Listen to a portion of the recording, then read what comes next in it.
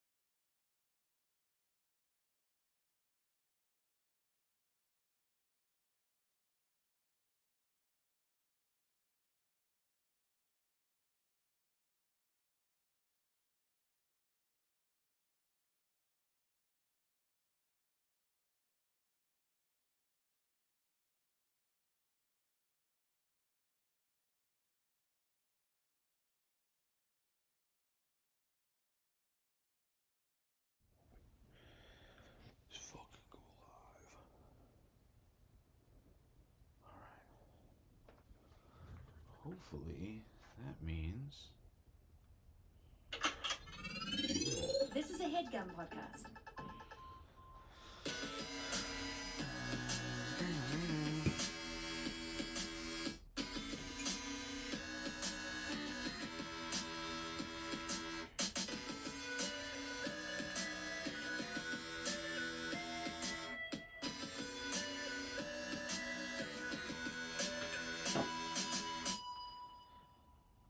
Welcome back to another brand new episode of All Fantasy Everything. I am your host, Ian Carmel, and today, my friends, we are joined by Aaron Mallory Long and Carrie Doherty.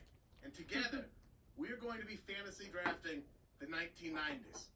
Nothing specific about the 1990s, just the 1990s in general. And not like I draft 1997. Not like that. We're going to be drafting things from the 1990s.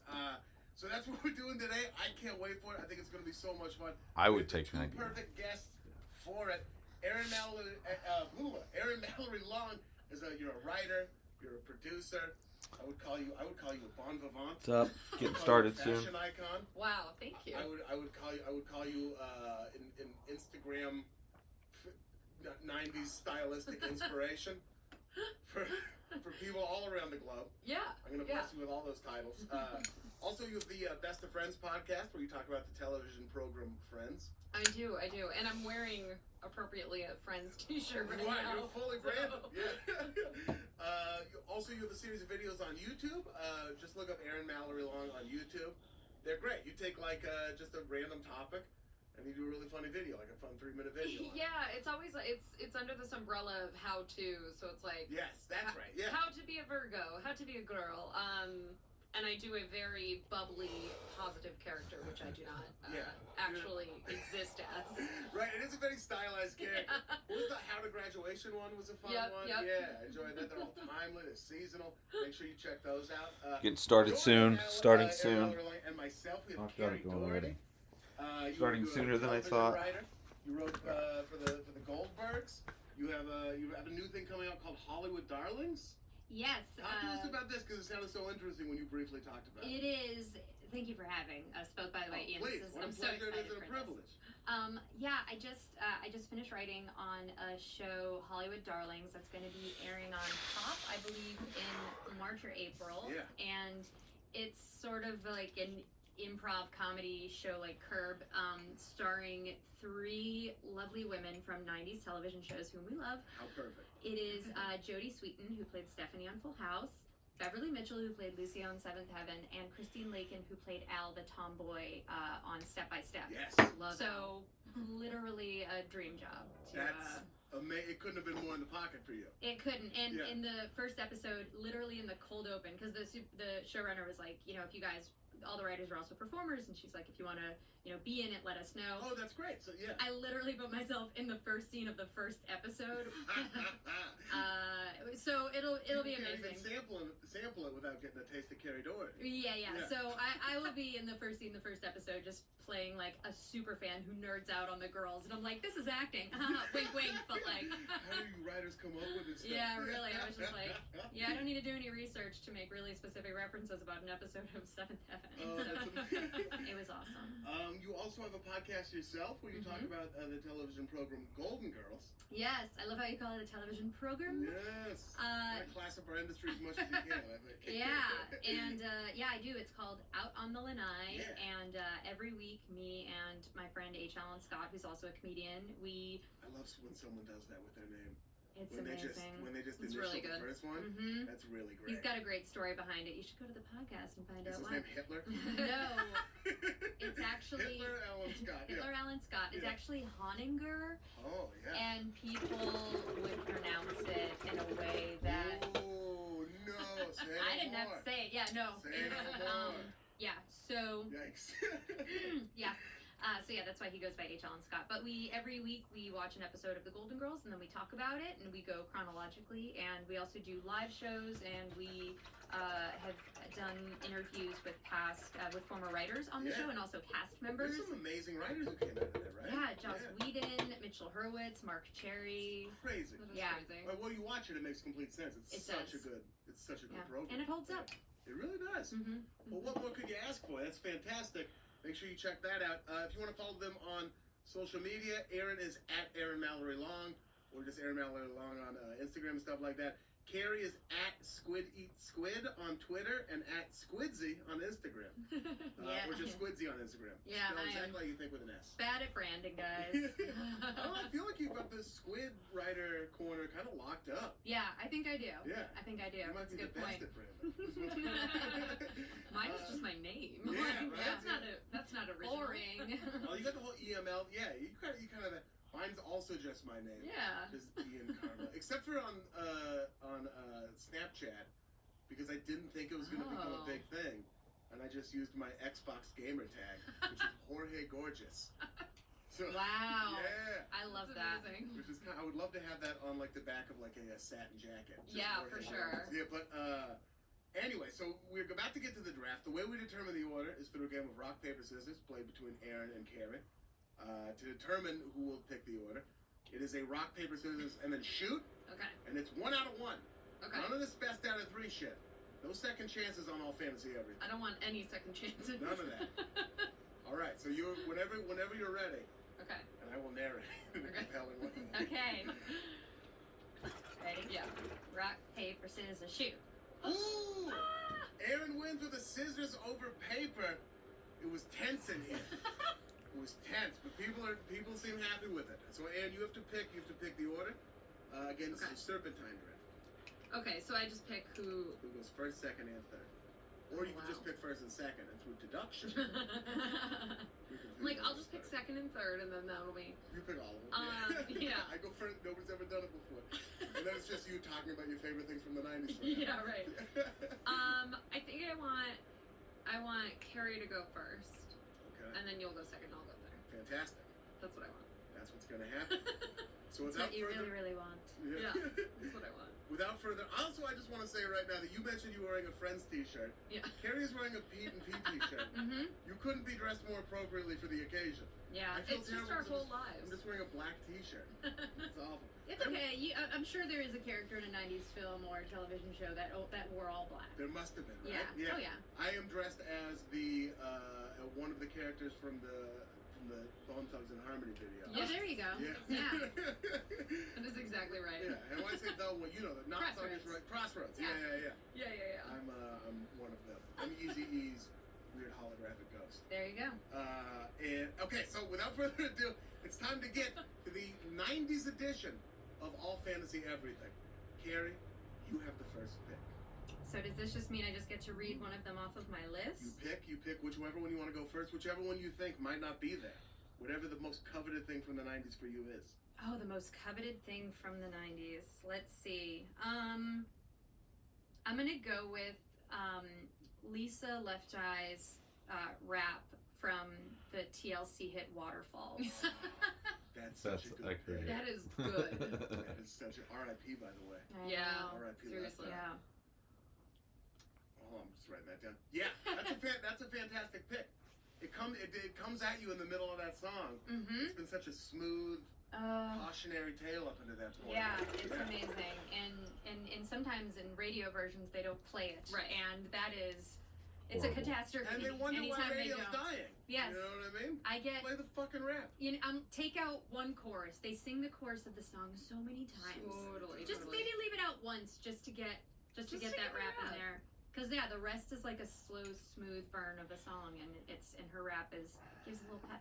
No, you need it. You need it. That video Oh my god. is like incredible. It's incredible.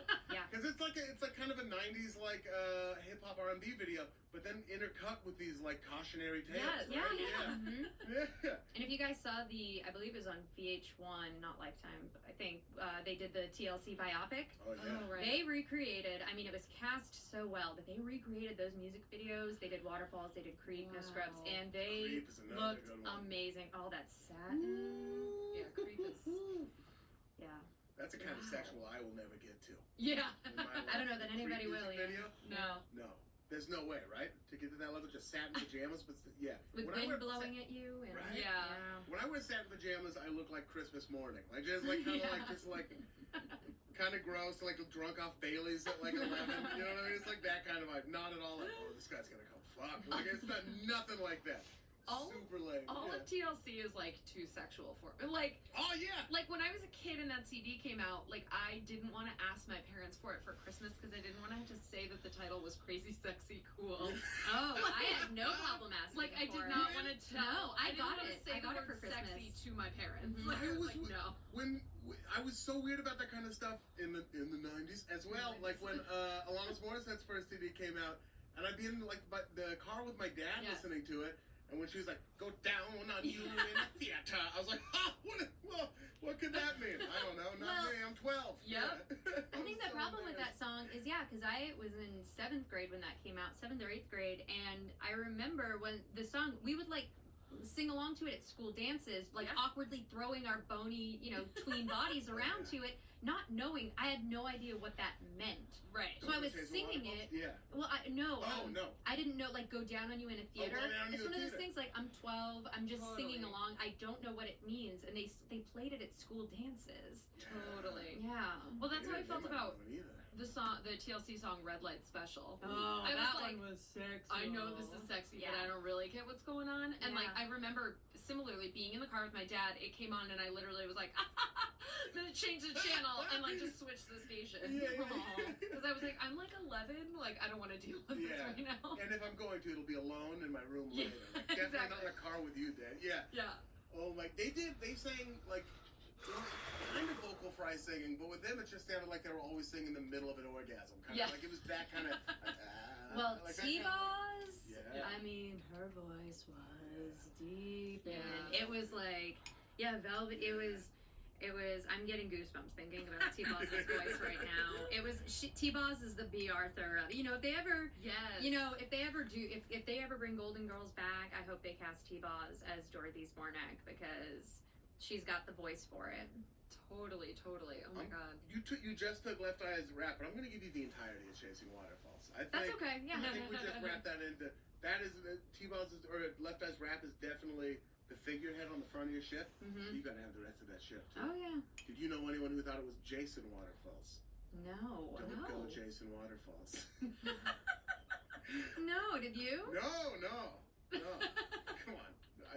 What a name, I guess. I don't know. I think it was one. I've heard of people confusing those. I've heard of people who thought it was "Don't Go Jason Waterfalls," Wow. and they would just sing along to it, thinking those were the lyrics. I have never heard that. Because I not don't that either. Jason Waterfalls makes much more No, sense. it doesn't.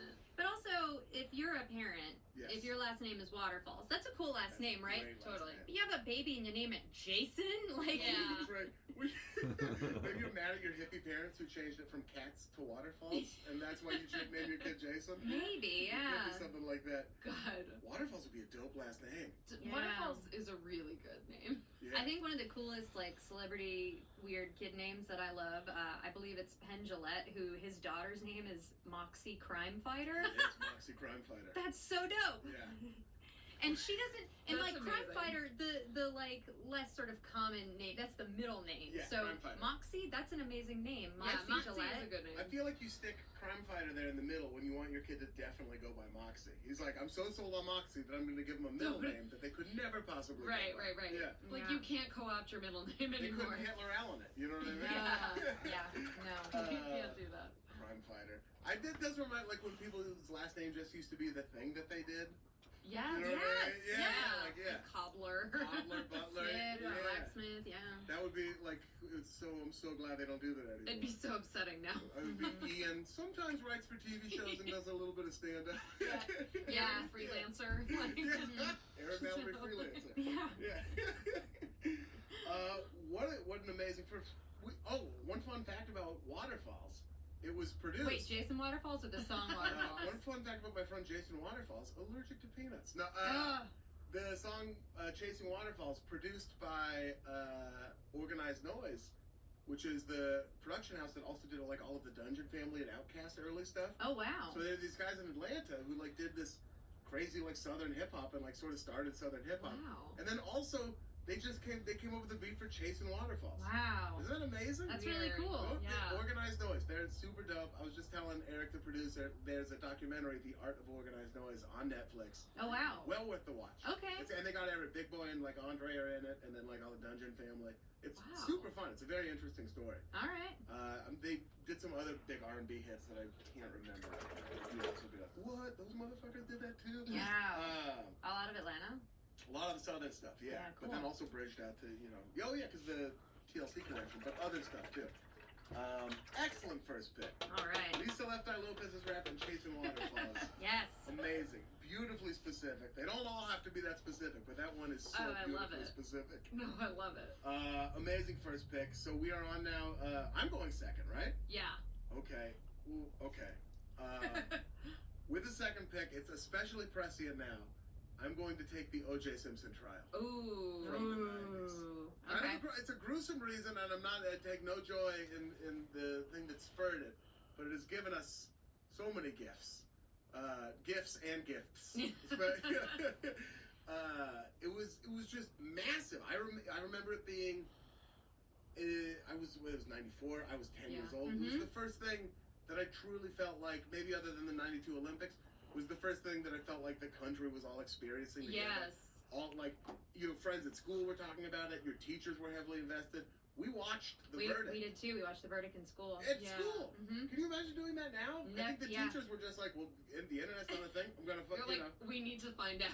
Yeah. I don't remember watching the verdict in school, but I remember that the chase happened Yeah. while I was watching like TGIF or something, and it got interrupted, and then I was like bored, and so I like went downstairs, and I was like, my parents were like, what are you doing? Why aren't you watching TV? And I was like, I don't know, there's a car chase on TV, and they got so mad at me that I didn't like immediately alert them, because then they like switched off whatever movie they were watching and started watching the news, and they were like, oh my god, this is crazy, and I was like, what's happening? Well, it's also interesting that they were upset with you as if, as a child, like, because I don't recall being aware of the trial while it was going on. I remember watching the verdict in school, because again, I was 12, so I feel like I probably didn't fully grasp what was going on, but it's interesting that your parents were like, wait, you didn't say it was OJ, as if you'd been following the trial as a child. I think I do like remember it like a little more exaggerated than it probably was. Like I'm sure my mom would be listening and be like, come on, we weren't like mad, but it was definitely like,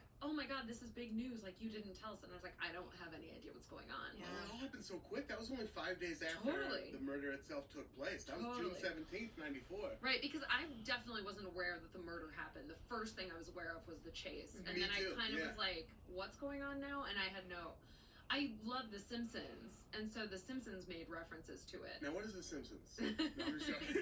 Like, they made references to O.J. Simpson stuff. Yeah. And then I would be like, oh, I kind of get that. But Isn't that interesting how you learn about one thing Yeah. from something completely different in like pop culture or something? Yeah. It's very interesting that you learned about O.J. Simpson through The Simpsons. I learned most things through The Simpsons I stuff. kind of feel the same way. Most of my pop culture knowledge, especially stuff like going back, where you learned it like from The Simpsons. Like Totally.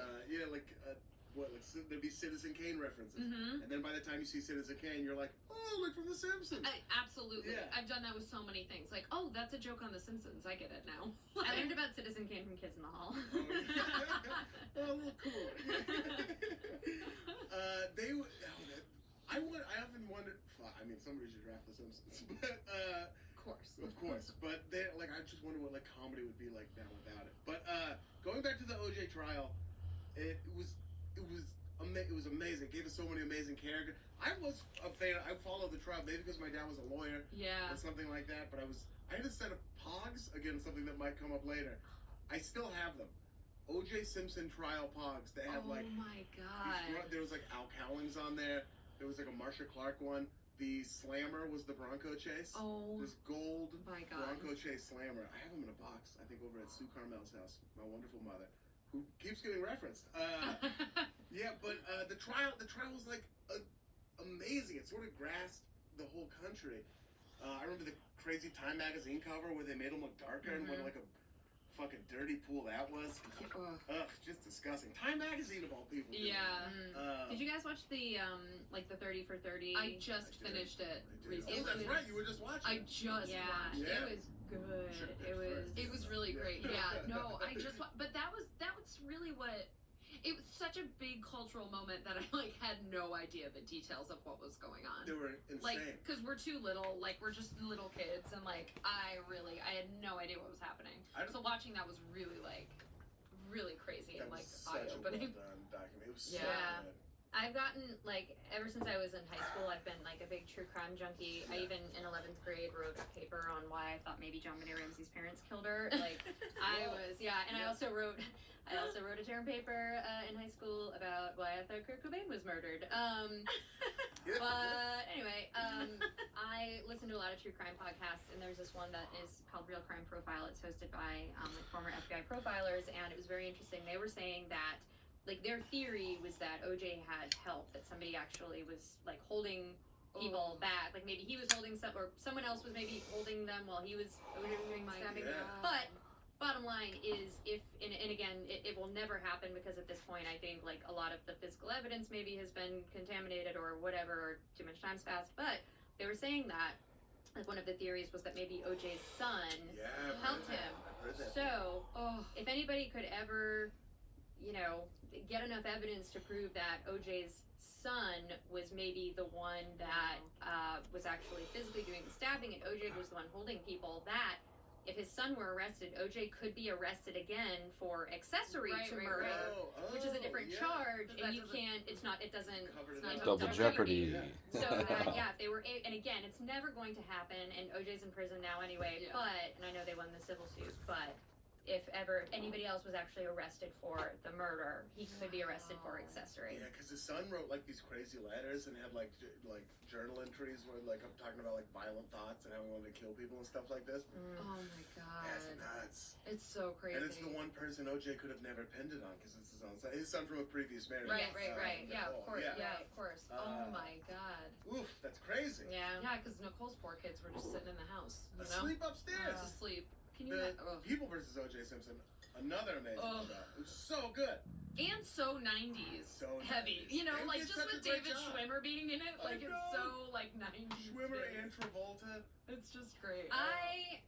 Did you not like it? No, I did. Okay, I okay. loved it. It was campy. It was a little campy at times. Totally. That was the thing, is what's that his face? It was Ryan Murphy. Ryan yes, it was Murphy. Ryan Murphy, but like you would get these amazing performances out of Sarah Paulson and Courtney B. Vance, and you know, you get all these amazing performances out of these actors, and I'm like feeling very emotional watching this. It feels very dramatic, and then you get to this sort of that Ryan Murphy campy.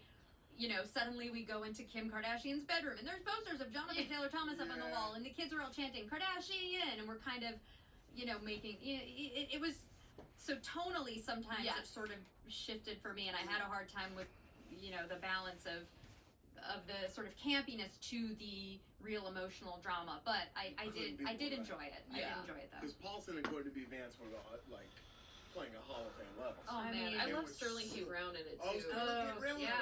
Who got the Emmy, right? Sterling. Yeah. And Sarah Paulson. And Sarah Paulson, yeah. Did Courtney B. Vance win one? I don't remember. I I'm not gonna remember lie, one of I those, didn't but- even know that the Emmys were on. I missed them. I knew that Sarah Paulson got the Emmy. She fucking she was so She was good. great. She was great. Yeah. I would actually argue that series was benefited by what felt like to me a toned down Ryan Murphy involvement. Yeah. Like Well, yeah. They had such amazing directors. They had like John Singleton directing. Yeah, because that, like he yeah. wasn't like it wasn't American Horror Story, the O.J. Simpson trial. Right. Thankfully, Right, you know, right, right. like I was like it's better if Ryan Murphy's like kind of involved in something, but like sort of Not like his taking a pure back version. seat. Yeah, they're like, what if Johnny Cochran's mouth is full of moths? Totally, And every time he like, talks, it's moths like- fly out. You're like, it's well, like, that didn't just happen. Settle down a little bit, and like then we can, then maybe we can talk. All right, so I'm taking the OJ trial with my first pick, the second pick of the first round. Aaron Mallory Long, you have your first pick, the final pick of the first round. Pick number 3. Okay, I've been thinking about this for Yes. a long time, and I think what I want to do is the Rachel haircut. Oh my God, what a good pick. Thank you. That's so great. Yeah. Mostly because of my love of Friends, but also like it's just so interesting to me, like a haircut, like having that much of an impact. Yeah, that's a rare, that doesn't happen a lot. No. Yeah. And like then it happened later in my life with Carrie Russell on Felicity. So it was just like this weird, like, this was the first time I had seen a haircut that I knew and was looking at like become a phenomenon. Rachel. Yeah. Mm-hmm. And then it was like a lot of like, I never used to do anything to my hair. Like I was a little kid and like I just had like very thick bangs and like very stick straight hair, and then like this haircut came out and I was like, maybe I want layers. Yeah. And they don't look good on me. No. But I had that. Well, you had to dip your toe in the water at least. Yeah. Yeah. And it was like, but I also got layers. I got like the Rachel haircut like 5 years after the Rachel haircut happened. Like it was like it was like a throwback at the time. Like if you figure that haircut happened in like 94, I definitely got it in like 98. Like, because like then I was in 8th grade and I was like, I can do whatever I want. Like, of course, yeah. That's when you start trying to figure out who you are as a person. Yeah. You know, like when you're not a kid anymore, you definitely have not solidified your personal style. You make a lot of mistakes in it. Yeah. It's just like a lot of trial and error. Yeah. And Erin, now you know the story behind how she got that haircut, right? From her stylist. I mean, tell me again. I've heard a few different things. I've heard that like her stylist was either like drunk or on a ton of coke, or I don't remember. I've heard that somewhere. Yeah, maybe that's the only story I have heard. I haven't heard that specifically, but I knew that it wasn't like, it wasn't meant to be like, and then this is an awesome way to do your hair. Right. Like it was just kind of like a random choice. Because she wasn't crazy about the cut. No, I think she didn't like it. Right? She was like in an interview, it was like, it was awful. Yeah, I hated it. Yeah, I think she hated denied it. those comments, but maybe she was drunk or on a ton of coke when she said it. Maybe. Speaking a clear mind. Everyone's on a ton of coke. Yeah, it's just it's so, and then they reference it on the show too. They reference it on Friends. Like she says a line about her mom is gonna get a divorce, and she's like, oh, couldn't she have just like copied my haircut or something? I do remember that one. Like, yeah.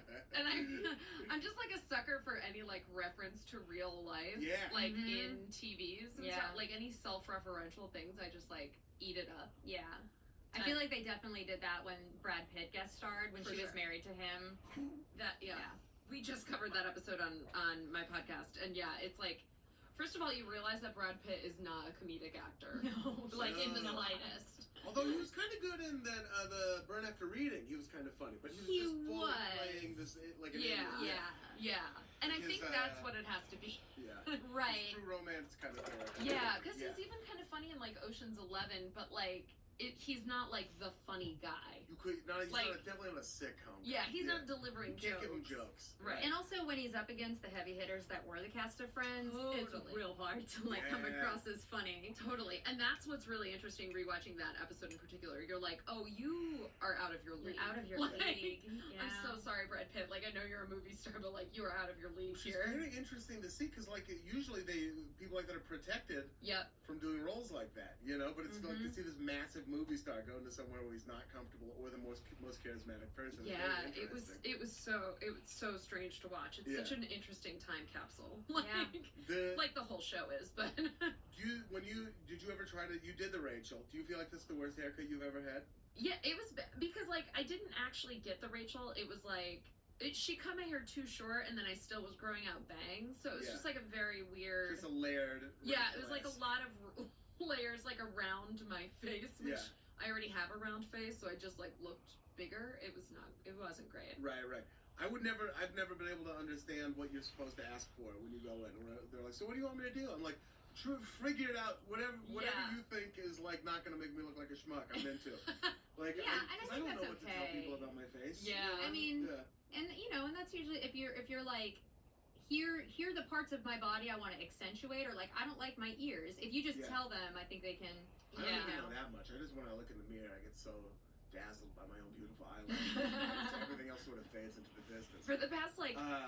What's the worst? Oh, you were about to say something. No. You were going. Oh, I was just gonna say for the past like 8 years, all I tell a hair person to do is like just keep it as long as possible, because I've realized that I can't do layers. I can't do the Rachel, and it's like it just has to be long to keep it like as straight. The weight of it pulls it out. Yeah, so it doesn't like frizz up or anything like that. Yeah. Carrie, what's the worst haircut you've ever had? Do you recall? I do. You have fantastic hair right now, by the way. It's Thank you. Pink in there. Yeah, it's some pink, some purple, some silver. Fun. Thanks. Boy, it could be a boring world out there. Why not have a little fun with your hair, for God's sake. Yeah, well, Yeah. when I was a teenager, I used to dye it with Manic Panic from Hot Topic. Absolutely. Got into trouble because I was in a production of Alice in Wonderland, and I dyed my hair bright red in the bathroom at school, and somebody actually thought there was a murder in the bathroom because I dyed my hair with red Manic Panic. Yeah. And then also our theater arts teacher yelled at me because she was like, "Yeah, Alice in Wonderland, her hair is supposed to be blonde like your hair was, and now your hair's red, and Oh my you need God. a wig." So they got me a wig. But then I was like, "Yay, free wig!" So because it was like a cool like blonde raver wig. Yeah, Like, yeah, yeah. That's Awesome. a crime. You got a free wig on. Yeah. But I think the worst haircut, I definitely know the worst haircut I ever had. My best friend Danielle, who later Shout went out on to to Danielle. shout out to Danielle. Yeah. Later she got her cosmetology license, but when we were like 12, 13, I was her guinea pig for Oh, no. all things for her wanting to try to learn how to shape eyebrows and do haircuts Oh, and wow. do highlights. And so I remember one time she was angling the front of my hair. This was the most adventurous I'd ever been with my hair. Yeah. And instead of angling it, she basically took a big chunk in the front and sort of cut straight across. Oh no. And so I had one side that was beautifully angled, and then the other side, which was mullet-like, Oh, I guess, no. because she literally cut straight across. Yeah. And so I remember thinking, the left side looks so beautiful, but the right side looks so bad, but I couldn't keep the left side, because then on the right side she had to fix it, which she ended up cutting it really short. It was terrible. Oh no.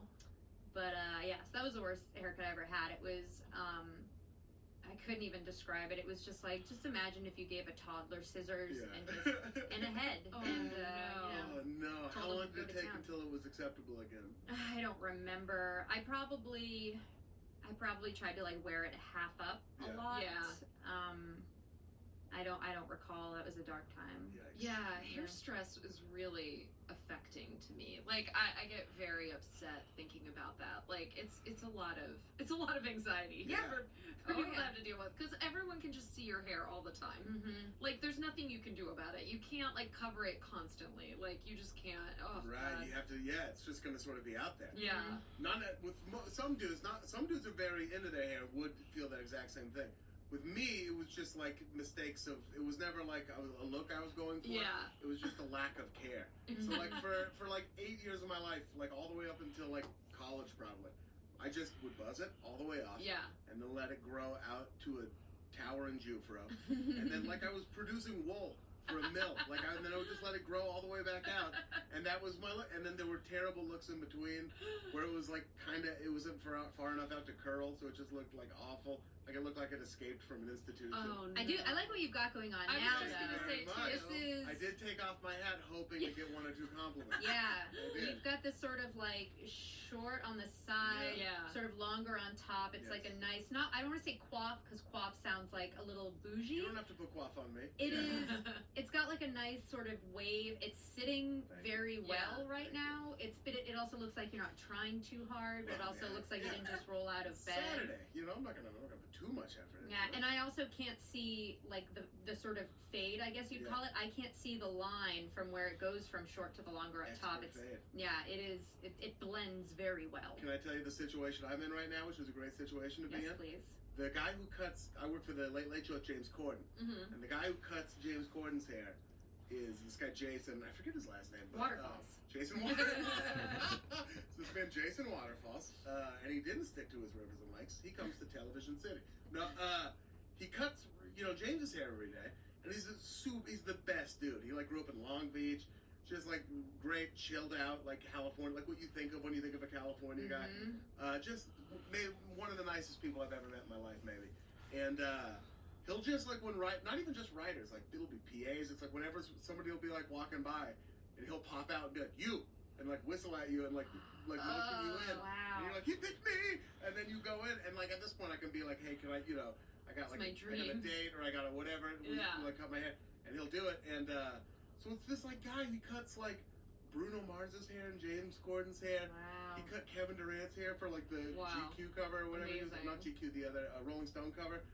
And every now and then he'll just be like, "Hey, come on." He was with Lady Gaga for her like music video, Wow. cutting her hair. So he Wow. just was like, "Come on in." Wow. And then he does it in 5 minutes. That's I hope the listeners are into this. He does it like That's like crazy. 5 minutes, and he's That's like, incredible. And he's like talking to you the whole time, and then like 5 minutes later, you walk out with like the best haircut you've ever had. Oh, I love it. Wow. It's the best. I don't know how I'm ever gonna leave the show. It's Yeah. it's so cool. Yeah, well, you'll have to make sure you get his digits, and then, you know what I mean? Well, we're buds now, so I don't think it'll be a problem. But just a fun little perk. Yeah. Amazing. He's the best dude. Shout out to Jason as well. Great. So you picked that's the end of the first round. Yes. You went with the Rachel haircut. Now you also have the first pick of the second round, and you're going back to back. Yes. Where will you take us now? Well, I think now that it's come up, I would be remiss if I did not I should be draft. As I said it, I was like, this is so stupid. If I didn't draft The Simpsons, Oh yeah. I mean, I come think on. that would be a bad idea if I didn't snag that. Or snack. I like snack it. Snack it. Fucking Shakespeare's not the only dude who can like make a comeback. It's a new word. Yeah, snack it up. I believe snack is Elizabethan. It's Yeah. from, Snack it up. Is that what you're just gonna say? Snack it up. The Simpsons. I have always watched. It was always a thing that we watched as a family. Like The Simpsons Oh, was always beautiful. like Yeah. a thing that we did together. To the point where I remember watching I was literally 3, I think, watching the Tracy Ullman show with my parents. And that's when he would do Matt Groening would do little interstitials with The Simpsons family, Yeah. and that's how the show happened. I remember watching those. I remember seeing those in a very vague, childish way. When Homer had that nightmare voice. Yeah, yeah, and when they looked crazy. Yeah, they looked insane. That Yeah. was the undistilled Matt Groening Yeah. just like Life in Hell. Exactly. crazy Yeah, crying exactly. shit. Yeah. That's what it looks more like. Yeah. Yeah. But it's always just been such a huge part of my life. And it was I just kids would say that they weren't allowed to watch it. Yeah. I would go I to wasn't. school. You weren't allowed to watch it. No. See, and it didn't make sense to me because I was I watch it with my parents. Yeah. I was there was a big disconnect to me of this was this thing I loved so much, and then I knew so many kids who just weren't allowed to watch it, and I was so confused by that. I think a lot of people, they would be like, oh yeah, of course, The Simpsons. I think they don't understand how into it some people are. Yeah. I'm one of those people where I watched it every single week. I watched 1 or 2 episodes every week now. Mhm. It was, Me I too. completely, me and the people I was best friends with in middle school and high school, I feel like it completely shaped our senses of humor. And we've had to rough out, become our own people since then. Totally. We would communicate Simpsons references. Totally. Yeah. And that's what was weird for me. I didn't have a lot of friends who watched it. It was strictly something that I watched at home Yeah. with my brother, with my parents. So in high school, these two nerdy guys in my honors classes, we found out that the 3 of us always watched Simpsons, and that's Yeah. when it was on Sundays. And so we would come in Monday morning and talk about the previous night's episode. Yeah. And it was me and these 2 guys, and we would just recap The Simpsons to each other, and just make the jokes to each other all the time. The best. And those were my first friends I had who Who were into into The it too. Simpsons at all, and I was like, this is great. The Sunday move devastated me because then that's when my stepdad was always watching Sunday Night Football. Oh no.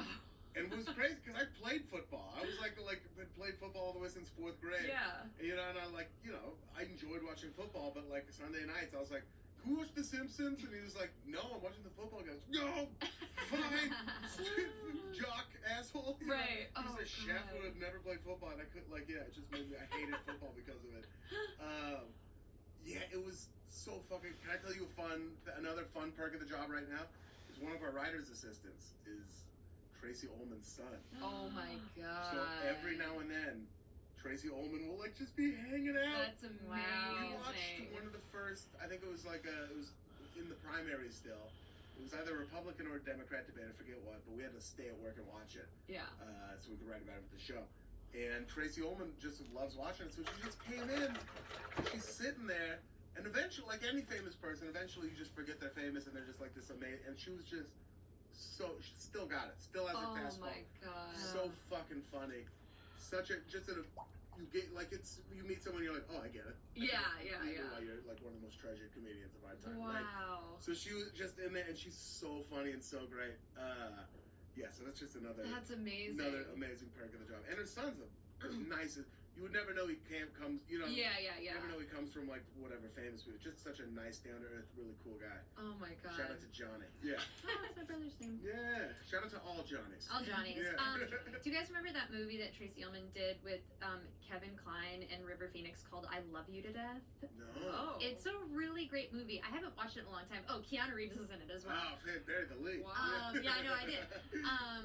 It's about this woman who, Kevin Kline is Tracy Ullman's husband. He's a horrible human being, and so she decides she's going to kill him, per advice of her mother, who's like this like small, kind of like dictator-like Italian mother. Matriarch of the family, and she tries to kill him, and it just isn't working. And it's really funny how, and it's a really funny movie. Yeah. I just thought of it. What's it called? It's called I Love You to Death. I'm gonna put it on the queue. Wow. Yeah, it's a really fun movie. There's some other people in it. I can't think off the top of my head, but yeah, stellar cast. That's great. Amazing. Did you get into The Simpsons later on, or I've known people who didn't watch it as a kid and just have decided, I'm like, I'm not gonna, I can't. It's too much. Here's what I'm gonna say. Go on. This is gonna be this is gonna be controversial because I feel like there are plenty of people. The Simpsons, I've seen episodes. Yes. I've seen episodes, but it's never something that I really got into. I don't know why. It's one of those things that almost like all of my friends, my boyfriend, everybody, they love The Simpsons. They grew up on it. They've been watching it for years, or maybe discovered it a little bit later in life. And it was just one of those things that just didn't click with me, but just didn't, sort of attach itself to me You're a bad person in a with terrible Barnacle-like thoughts. way. But I will say, I like episodes that I have seen sort of in passing, I've enjoyed. I did start, I remember when Family Guy came out and I was in high school. Yeah. So I've seen every episode of Family Guy, and I watched the episode, the two-parter that they had of Family Guy with The Simpsons, and I really liked it.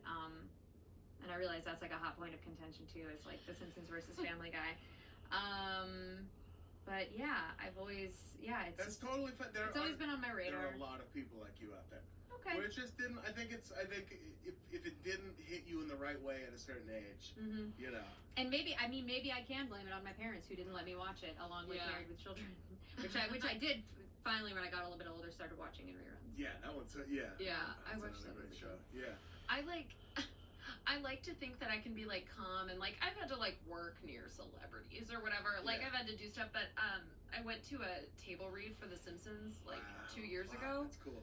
And I was like, it'll be fine. I'll be cool. Like, it'll be okay. And I got there and I literally I had like a full like cold sweat. Like I was just like, oh my god, I can't believe this is happening. And then like Nancy Cartwright started walking like towards me, and I was like with my podcast co-host actually, Jamie, and I was like, why is Nancy Cartwright walking towards us?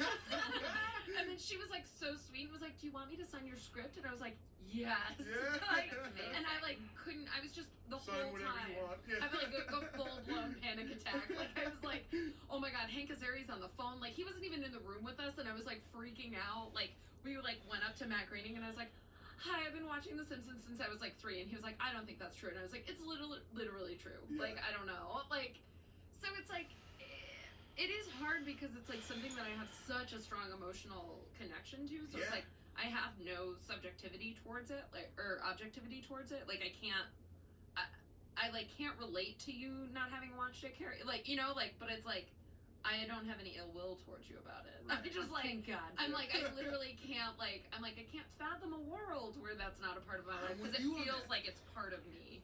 And that's how I feel about the Golden Girls. Yeah. So, the Golden Girls is my Simpsons. Yeah. We all have our thing. Yeah. Yeah. I was in Portland at a restaurant called Paley's Place, which is in Northwest Portland. Matt Groening's from Portland. Right. I'm from Portland, and I was sitting there. I was on a date. I was on like a third date with my at the time girlfriend, now very good friend. Shout out to Amanda Armstrong. Where we were sitting there eating, and I see this man walking down the street with like 2 or 3 other people coming towards us, and I'm like, no, that can't be him. And then I start doing the math. I'm like, he's literally from this neighborhood. Yeah. This is a pretty nice restaurant. That could be Matt Groening. And he walks by. We're sitting on the patio, and he comes up the stairs and like walks in the restaurant. I'm like, I'm 95% sure that's Matt Groening. And I was telling Amanda, and she was like, I'll go find out. And she liked The Simpsons, but it wasn't like a religion to her like it was to me. And she walks in and fakes like she's going to the bathroom and just went to his table. Are you Matt Groening? And he was like, yes. And then great, nice to meet you. And then she came back out. And she's like, it's Matt Groening. Oh my god. And then I had to sit. I was like handshaking, Yeah. drinking a glass of water, like. Oh, cool. Do you think I should go say hi to him? Was he nice? Was he cool? Was it private? Was it a private moment? And she was like, no, you should go talk to him. So I went to the bathroom and fixed my hair and dabbed the sweat off my forehead, all that stuff, and then walked back to his table. And again, like you were saying, I've worked in late night for the last 3 years, and so you meet famous people every single day. You see. Tom Cruise was in our office, and Shaq, and Cher, all these people on it. Just this weekend, you meet him, and it's like, oh, hi, nice to meet you. And with Matt Groening, I just went up, and I was such a chump. I had no idea how. I was like, your shows mean so much. I'm a stand-up comedian, and you show me so much. I don't think I'd be a comedian without you. And he was sitting there with Maggie, his sister Maggie. Oh my god. So I got to meet the person Maggie was named after, and we were eating on a restaurant off of Flanders Street. Oh wow. It was the coolest moment. So yeah, Matt Groening and The Simpsons, perfect thing. That is amazing. I love the crossovers too. I like the Critic crossover. Oh yeah. I love the Critic too. I did too. And I really liked that. It was a jelly bean. Amazing pick. You can't go wrong with The Simpsons. And now it's on to me, the second pick of the second round. My second pick. Oh, am I going to stay in that lane? No. Okay, this. I'm going to pick something that means so much to me. I don't know if it's a thing that would get picked in this room. I don't know if you guys are sports fans at all. The Bulls. Not really. All right, fine. I could will name a lot of Red Sox players and basketball players from the 90s, I guess. I bet you can name a basketball player on the thing I'm about to pick. Okay. The 1992 Dream Team. Yeah. Oh, There you Yes. go. I was like, there are certain sports things from the 90s in particular You that I know would the know. 1992 Dream Team. It was the first time the U.S. Olympic basketball team, after not doing it for 30 years or so, sent professional basketball players to the Olympics. Right. And it was Michael Jordan. It was your boy Larry Bird. Yeah. Was on that team. Clyde Drexler from the Portland Trailblazers. So I'm not going to name all of them. Barkley. Well, I would name Charles Barkley was on that Patrick team. It Ewing. was amazing. It was as a young sports fan, especially, but I kind of like sports in general, and I'm a huge basketball fan. Yeah. So when and they practiced in Portland a lot because cool. Nike's there too. So when that first came together, it was it blew my mind that all these people were on the same team. I was 8 years old. Yeah. And then they went to the Olympics and killed everybody. They beat I remember they had one game against Angola or Cameroon where they beat them by 80 points. It wasn't even fair. My God. They were destroying everybody. It was Michael Jordan at the height of his powers. Yeah. Magic Johnson was on the team. Oh gosh, yeah. It was this amazing collection of basketball players. Was this a little before the Larry Johnson, Alonzo Mourning, It was. Muggsy It was Bogues? right before That they feels came like it was on more my 94. Yeah, that was kind of 94, 95. Yeah. Those Charlotte Hornets teams, which are also Yeah. super 90s. Right. That's Scottie what I was Pippen. Right. Yeah. I was like, I had a Hornets starter jacket. I did too! I always Yes! wanted one. Oh, that was so dope. That was the fucking one. I had a Hornets and a Toronto Raptors one. I was in Yeah. Portland. I didn't even have any Blazers stuff. No. Oh, yeah, I didn't have any. Yeah, Yeah. my sister had a Dallas Cowboys one, and I had a Hornets jacket, The and Hornets one was the move. I wanted one so bad. It was so rad. My parents were like, you don't care about sports. And I was like, I don't care. Everyone has these jackets and Yeah. I want them. And I wanted the pullover one, Oh, like yeah. the couch in the yeah, front. that's what I had. Because one of my best friends I had Zip it. up. I had Yep. Zip up. And yeah. then my other best friend had like a zip up one. And I was like, why can't you just buy me this jacket? This is all I want in the world. Yeah. I also remember getting, I don't think it was a starter jacket necessarily, but I do remember getting, no, you know what? I had the Hornets zip up, and I promise my parents didn't have a lot of money, so I don't know why I had two of these things, but I had a Hornets zip up, and I had the Mighty Ducks pullover. Oh, But only yes. because I loved the Mighty Ducks, Totally. the movies. Of course. Yes. What could be Totally. better than those movies? Yeah, it was. I mean, great. I guess great that they started the hockey team after. But the Yeah. Mighty Yeah. Ducks, and the color scheme worked both ways. You could wear Yep. the Mighty Ducks jersey with that starter jacket. Oh, It's a yeah, lot of so it was it's a like lot of white and then some turquoise and- green. yeah. I still Uh, have a Mighty Ducks long sleeve tee from when the second movie came out. My dad and I went to an D2? advanced screening. D2. D2. We went to an advanced screening and we won like this hugely oversized tee, like long sleeve tee that I have worn to like every Christmas since like Is it that still year. like way too big? Yeah. What is it, like, Yeah, two XL? it's still big. Yeah, it's like a 2XL. Oh, cool. You know, I happen to wear 2XL. It is. It's great. It's very well loved, but That, yeah. The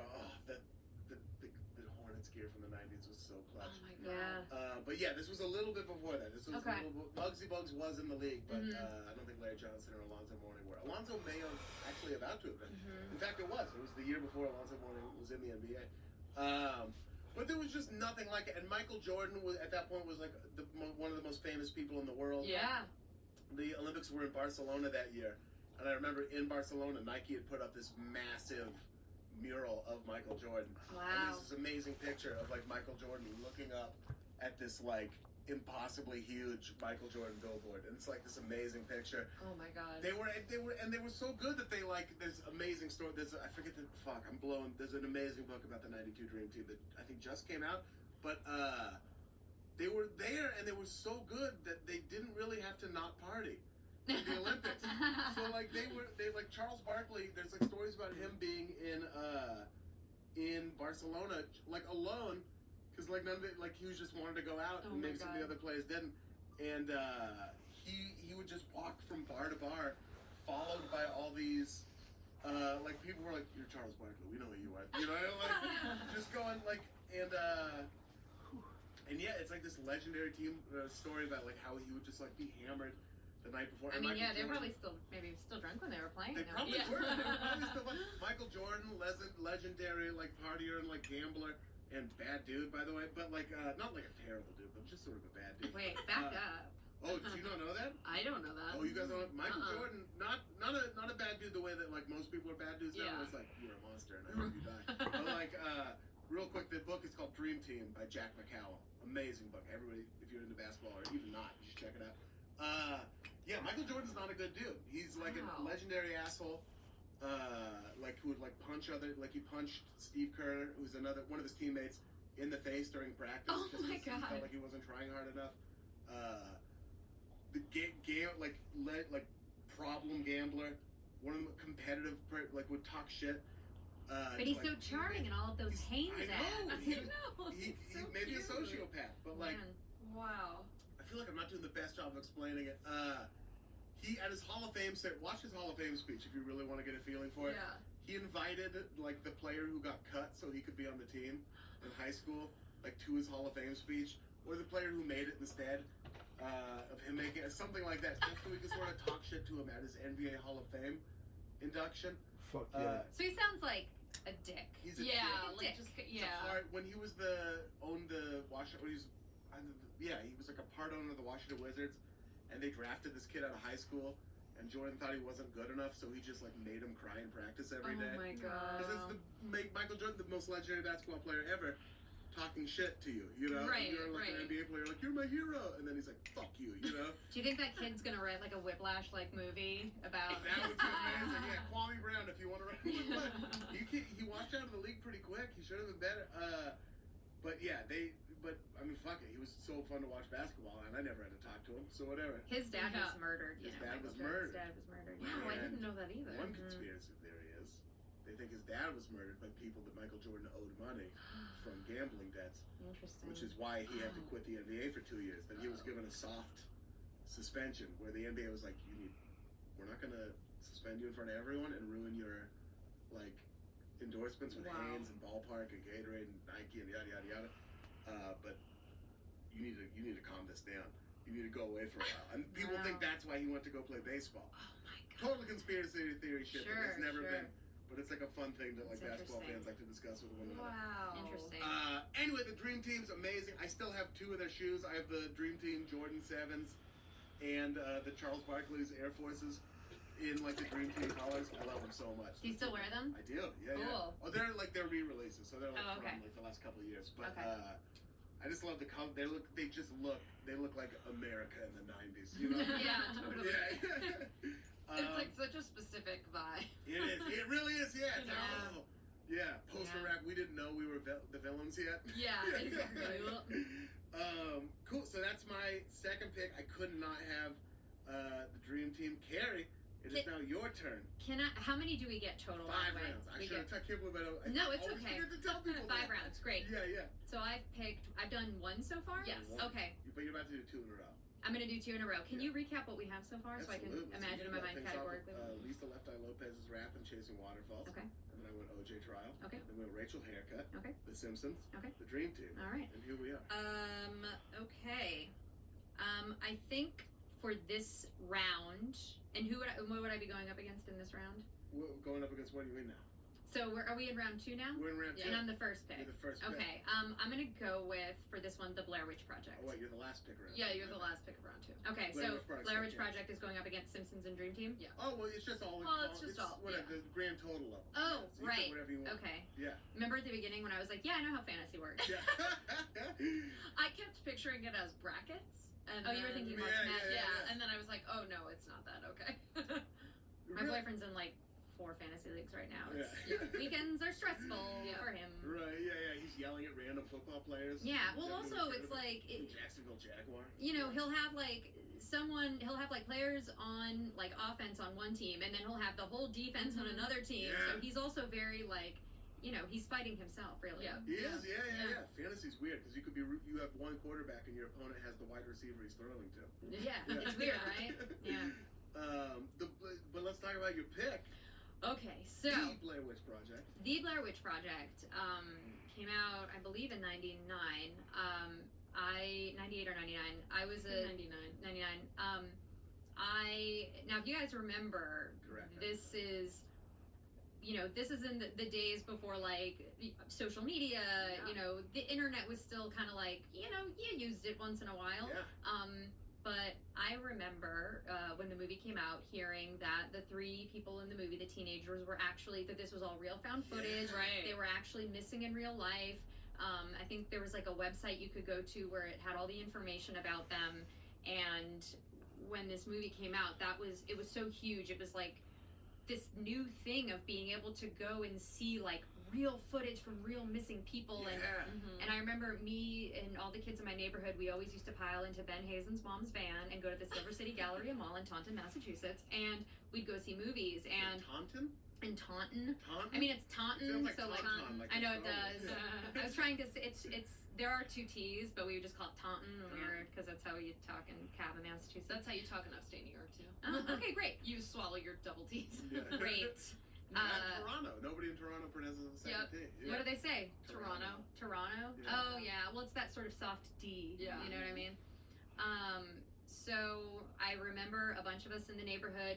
We went and saw it, and I felt so bad. Our friend's mom, my friend Danielle, who gave me the bad haircut, her Shout out to mom Danielle again. bought us tickets for another movie, or tried to buy us tickets for the Blair Witch, and they were like, "Well, you have to go in with them," because Right. I think we were all like under 18 or whatever. And so their poor mom had to see the Blair Witch Project with us, and it was terrifying. And I remember, I feel like it was a few months after the movie came out that finally the actors were able to do press and Yeah. Yeah, kind of 'cause they reveal. kept them all like They hidden kept away. them all hidden Yeah. away, the way Yeah. that like The Bachelor and his final Yeah, rose right. pick aren't allowed to see each other and have to like live quietly. So we saw it before, like right when it came out, and seeing it, I've rewatched it recently, but seeing it through the lens as a teenager, watching these teenagers who you think are actually going missing, was something that gave me nightmares and stuck with me for like a year afterwards. Like the final shot in the movie, spoiler alert, where the dude Mike is standing in the corner, Yeah. Oh, Oh, it's yeah. so scary. gave me nightmares for so long. But like, what a brilliant way to make a movie, because I think that movie, it was only recently surpassed by like Paranormal Activity in Yeah. terms of a movie that's grossed exponentially budget, more yeah. that Yeah. was on its budget. So it was just, for me, it was And you never saw The Witch? no. Yeah. It would have been like what would have made Signs a good movie. Yeah, I've never seen yeah. the other way. Totally. Yeah, so I'm gonna say Blair Witch, and also it was like a woman leading the 2 men who were idiots, and I just felt so bad. Heather had to deal with those 2 numbnuts the whole time. You're on a First Day, Heather. I would yeah. never have been able to Heather, pull that Josh, and name. Mike. Yeah. I have not rewatched it since 1999. Same here. Yeah. Yeah. I believe it's on Netflix. Oh, I Yeah. kind of want to watch it. It's kind of the month for it. Yeah. Or it kind of was the month for it Yeah. when we recorded this. Yeah. Yeah. I like my parents actually took me to like an 11 p.m. screening of Blair Witch. So I was 14. Your parents sounded cool earlier. Now Yeah, parents no, sound like they're reckless. Because my parents were like young, like they had me when they were like 23. Yeah. So like they're always just like, yeah, watch whatever you want. I don't know. Yeah, we're watching Sling Blade. You want to watch it? And I'm Right. like, sure. I'm 10. And then I was like, oh god, like what's happening? But my little brother was with my grandparents, and we were going camping the next morning. No Oh, fucking way. God. No lie. We were going camping the next morning. My little brother, he's 5 years younger. He was safe with my grandparents. My parents were like, we want to see Blair Witch, but you're not staying home alone. Come on. And I was like, oh, I feel like this is going to be scary. And they're like, it's fine. I'm like, we go and watch it. I was terrified the whole time. Yeah. Just like sweating, just like so scared. And we like go out like hiking and we, by the way, did like real camping. Like we like quote unquote real camping. We went like hiking 4 miles into like our campsite, like backpacking and stuff. And so I'm like, you know, the little like repressed theater kid that I am now, and I like had our like little video camera, and I like just was like, okay, well, I'm gonna deal with my fear in the daytime by shooting like a parody Blair Witch Project this whole time. So I like turned the camera on myself and was like crying into the camera and stuff, which was all fun and games until it was nighttime, and then my dad started like making those little twig things and leaving that. Like I went away to pee and I came back and I was like, what is that? Oh no. And then like figured out that my dad did it, and then we like made my brother go stand in the corner of this like lean-to that we were staying in to film that. Like somewhere there is footage of this like Blair Witch parody that I did.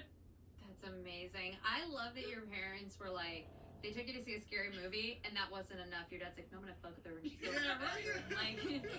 like, and it was fun and games. Like it was like I think I was really scared, but I ultimately like felt safe. But it was still like it was like a lot for me to take. Like I think now I would react to it a lot more poorly. Like now I think I would be like screaming, and like really freaked out. But I think you have a little bit of a oh, it's okay, I can like handle this. Like when you're like a teen. And you also had that like I'm here with my parents. Yeah. Or protect me, and now we don't have those. Yeah, right. We're alone adults drifting in the world. Yeah, everyth's a lot scarier as an adult because then you start knowing that you can die. Yeah. Oh, people my age die all the time. Yeah, like oh no. That Blair Witch Project, that good pick. That's a good pick. And 99. Mm-hmm. Right in under the cusp, yeah. Scary. I'm not. I get too scared when I see scary movies. So I have to like be very careful about the circumstances I see them under. Yeah. Like, if I watch one at home alone, even if I'm not stoned, which only makes it way worse, I start every noise I hear outside. I'm like, they're here to kill me. Yeah. Well, the fact that you're watching it alone to begin with is a bad decision. It's a terrible decision. Yeah. But it's kind of weird to call up your like. Maybe it's not that weird. Maybe I'm just trapped in the stigma of masculinity. So like call up your dude friends, and be like, "What's up, man? You want to come over and watch like It Follows?" Yeah, dude, just you and me. I got some kettle corn. But then I guess we could be scared together. I would snuggle the fuck out of one of my friends. If Yeah. we were just watching a scary movie. Yeah, my Yeah, old yeah. roommate, my last roommate, when I lived in New York, we would, she was a horror movie nut, and we would just rent every horror movie and watch them together. And yeah, we would like sort of like, you know, clutch each other on the couch. Yeah. And I'm always torn because I love horror movies. I love but I don't like it's like a weird love-hate relationship with the anxiety that I feel. Yes. Like a good horror movie, like the slow burn of The Shining, like that I'm fine sitting through. But the ones that do, and I'm not going to say cheap because it's not cheap, but you know, those quick music stings with somebody jumping out from around a corner, you know, those are the ones that like give, like I feel tense. My whole body is tense the whole time. Absolutely. And that's what those Paranormal Activity movies did. I remember seeing the first one, I never saw front row in the movie theater the no. night it came out. And every time you just go back to like that, they sort of reset. You know, you're in the bedroom, the night camera's on, and like a minute would go by when nothing would happen, just sort of building up the tension. I just remember that movie. I was so so terrified. Yeah. And it was loud. That's the thing about the theater too. Those movies are loud. They are loud, yeah. I can't And it goes from silent to the loudest thing you've ever heard. Yes. So quick. Yeah.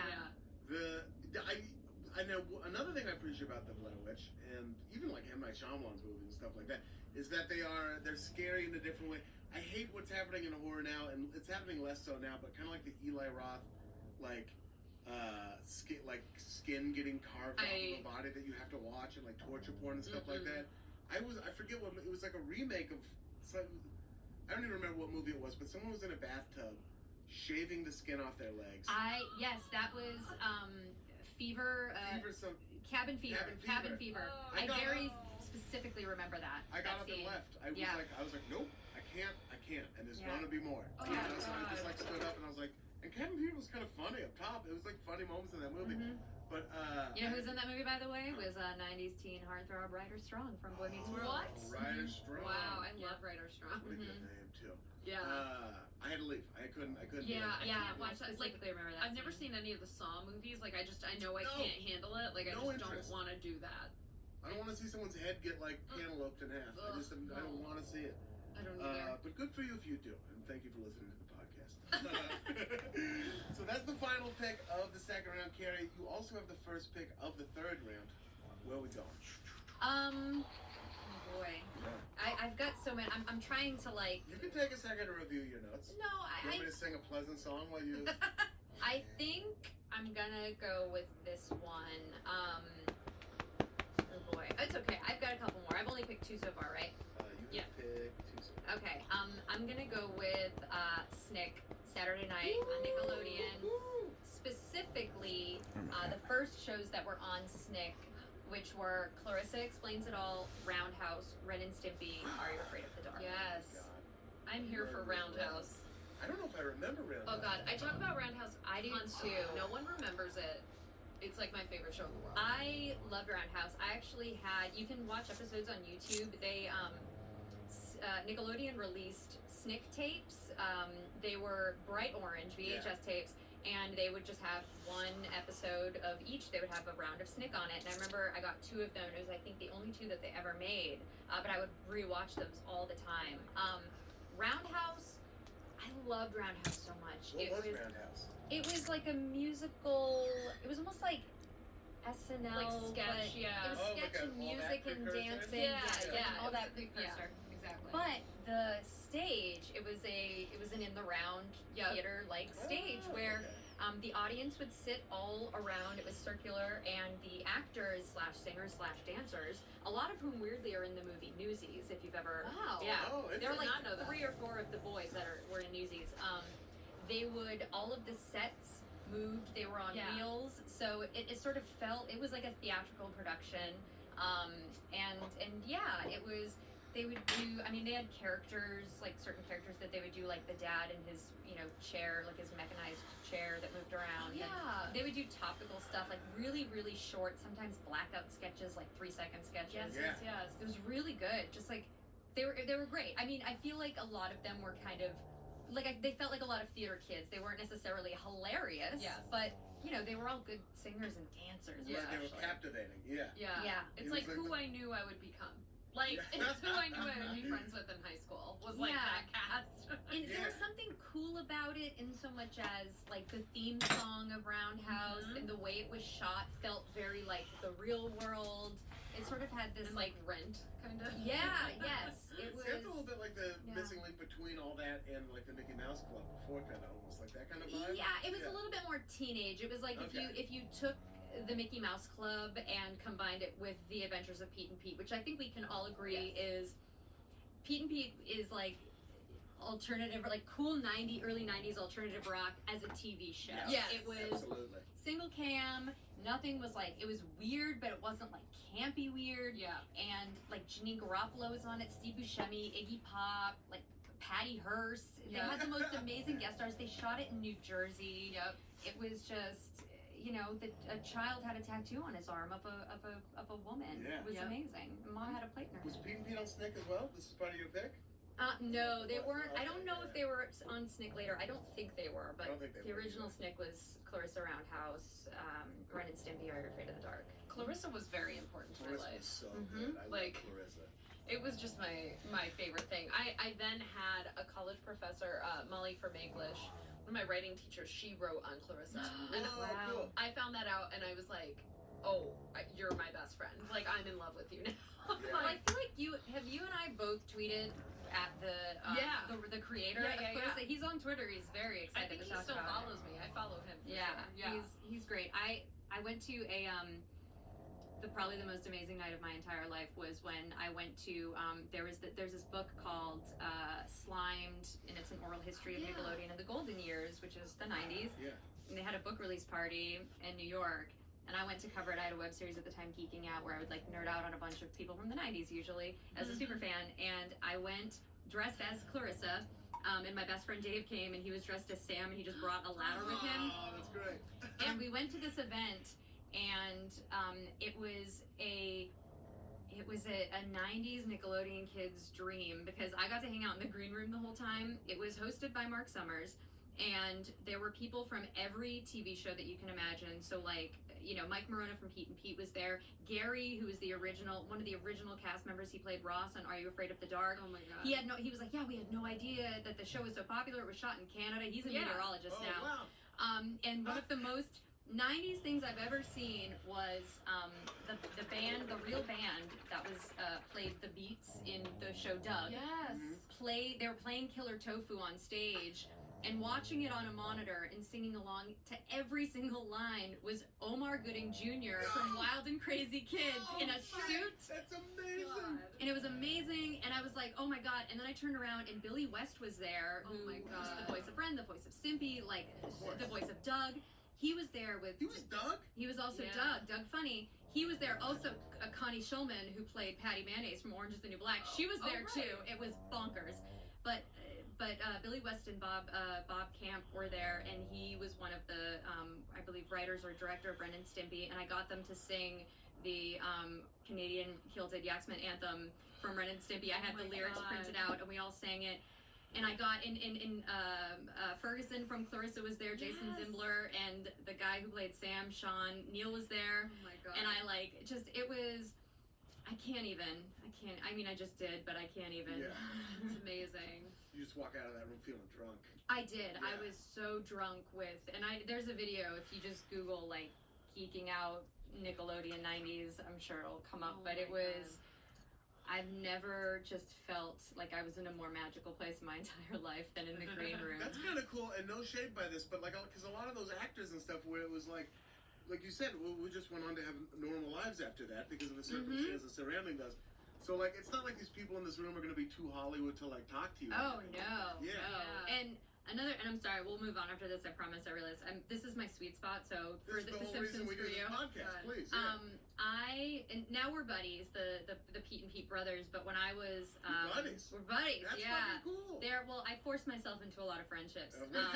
No, they're wonderful, and they're friends in real life. They have a podcast called The Adventures of Danny and Mike, where they like take fun road trips with like comedians and friends, and they're so lovely, and their podcast is really great. But years earlier, when I first moved to New York, right out of school, I was a PA on the Michel Gondry movie Be Kind, Rewind, and Great this movie. was probably Really fun movie, this yeah. is probably like 2006, and this is before smartphones. And I remember I was like walking by the like electricians, and they're all with their gear and everything, and I like look over and I'm like, wait, that guy kind of looks like Big Pete from Pete and Pete. But I didn't know, so I texted my friend Liz, and I remember being like, Liz, get on your computer, get on the internet, and look up his name. Tell me what his name is. She texts me back, it's Mike Morona. And I'm like, oh, okay. So I'm like walking with one of the other PAs and talking to him, and I was like, so anyway, and then I said to my friend Mike, and then I looked, and his head kind of turned, and I was like, oh my god, it's him. But then I never had the guts to talk to Oh my him. God. And then like years later, I was like, hey, like when I did finally meet him, I was like, were you an electrician on Be Kind, Rewind? It's shot in Passaic, New Jersey. And he was like, yeah. And I was like, oh my god, I saw you. But yeah, so Amazing pick. Uh, So Clarissa explains it all. Roundhouse. What were the other two? Ren and Stimpy. Ren and Stimpy. And Are You Super Afraid Sick. of the Dark? Are You Afraid of the Dark was really scary. Oh, it Yeah. could get scary. It really could get. Mm-hmm. Yeah. It would really terrify me. And my brother was younger than I, and like the opening credits, like he would instantly leave the room. It was too Like much. he would like see that like rowboat like rocking, and he'd be like, "I'm out of here." The and, swing like, just set. run away. It's this like ethereal, like it's like it's almost it's so crazy. It's almost like a David Lynch kind of Yeah. in terms of like layered Atmospheric, music, yeah. atmospheric. Yes. It's like this. Ooh, and then you hear like little kids giggling like way off in the Yep. background, and it's a really good opening theme song. I love It's great. kid scary stuff. I love that was Mhm. like, and I don't want to I'm afraid to even mention the other two just in case someone wants to pick it. But like, is anyone good? Does anyone have Just any do like it. other kid scary stuff like in their pocket that they want to talk about or draft? I don't. Yeah, I mean, I have some on my list, but I don't know that I don't think I'll play Why don't them. we just talk about it? Okay. Fucking Goosebumps and Scary Stories to Tell in the Dark? I almost Oh, brought those with me. I forgot to bring them. That's- I still have those. You books. still have them? Yes, I still one- have them. I have Scary Stories to Tell in the Dark still, but I don't have any more of my Goosebumps. I, But I yeah. I've got a loved couple that shit. Goosebumps. I loved Oh, it. So great. It's Goosebumps so were great. amazing. R.L. Stein's another guy who's on Twitter. And is Yeah. Yeah, yeah. he's great. Yeah, he's really fun. What Goosebumps is to the Scary Stories books, Yeah. Are You Afraid of the Dark is to Tales from the Crypt, Oh, yeah. which was like Yeah. 11 p.m. like Saturday night, like more objectively scarier Yeah. than I Yeah. think Are You Afraid of the Dark. Tales from the Crypt used to scare the shit out of me. Also scary. It was definitely more grown up. Yeah, Yeah. that's why I didn't watch it that frequently. Yeah. Like I've only seen it a couple times because it freaked me out too much. The drawings in Scary Stories to Tell in the Dark. Ugh. Don't were get me the started. creepy. Even today, you look at them, you're just Yep. like feel a little uneasy. I So Lock your scary. bedroom door that night, you know. and that one was fun. Like Goosebumps, no pictures, you know. Yeah. Yeah. They were goofy. They They were, I mean, Night of the Living Dummy, like, okay, maybe a little scary on the front, Yeah. but yeah, those Scary Stories books, I still remember there was one, I think it was called, like, The Haunting or something, but it was a skeletal woman with long, stringy hair and Ugh. hollowed out eyes. Yes. No eyes. Do you remember that I one? do remember that one. That Yes. one's, like, I couldn't, sometimes I'd flip through the books, and, like, when I was a kid, those were, like, my bathroom books, which is, like, terrible. I would literally go into the bathroom, and I'm like, maybe I'll literally, like, scare the shit out of me. Yeah. But, like, that one and the one where the spiders in the cheek that explode. Yeah. Yeah, those. Oh God, those illustrations. Because I literally put Scary Stories books. It was my number one because I was going to bring them with me, Yeah. and then I forgot them. Well, we'll put that. You can if you we let people pick who they think won on Twitter polls. It's all so stupid. And I never even look at them when. Spoiler: I never even look at them when you guys vote and pick the guests and not me. No, I do look, but it couldn't matter less. But if you're listening when you vote, think of Scary Stories to Tell in the Dark when you think of Carrie's collection. Yeah. She just forgot to bring them. But those books were so fucking scary. If Yeah. you were like kind of a fun goth, those would be great tattoos to get though.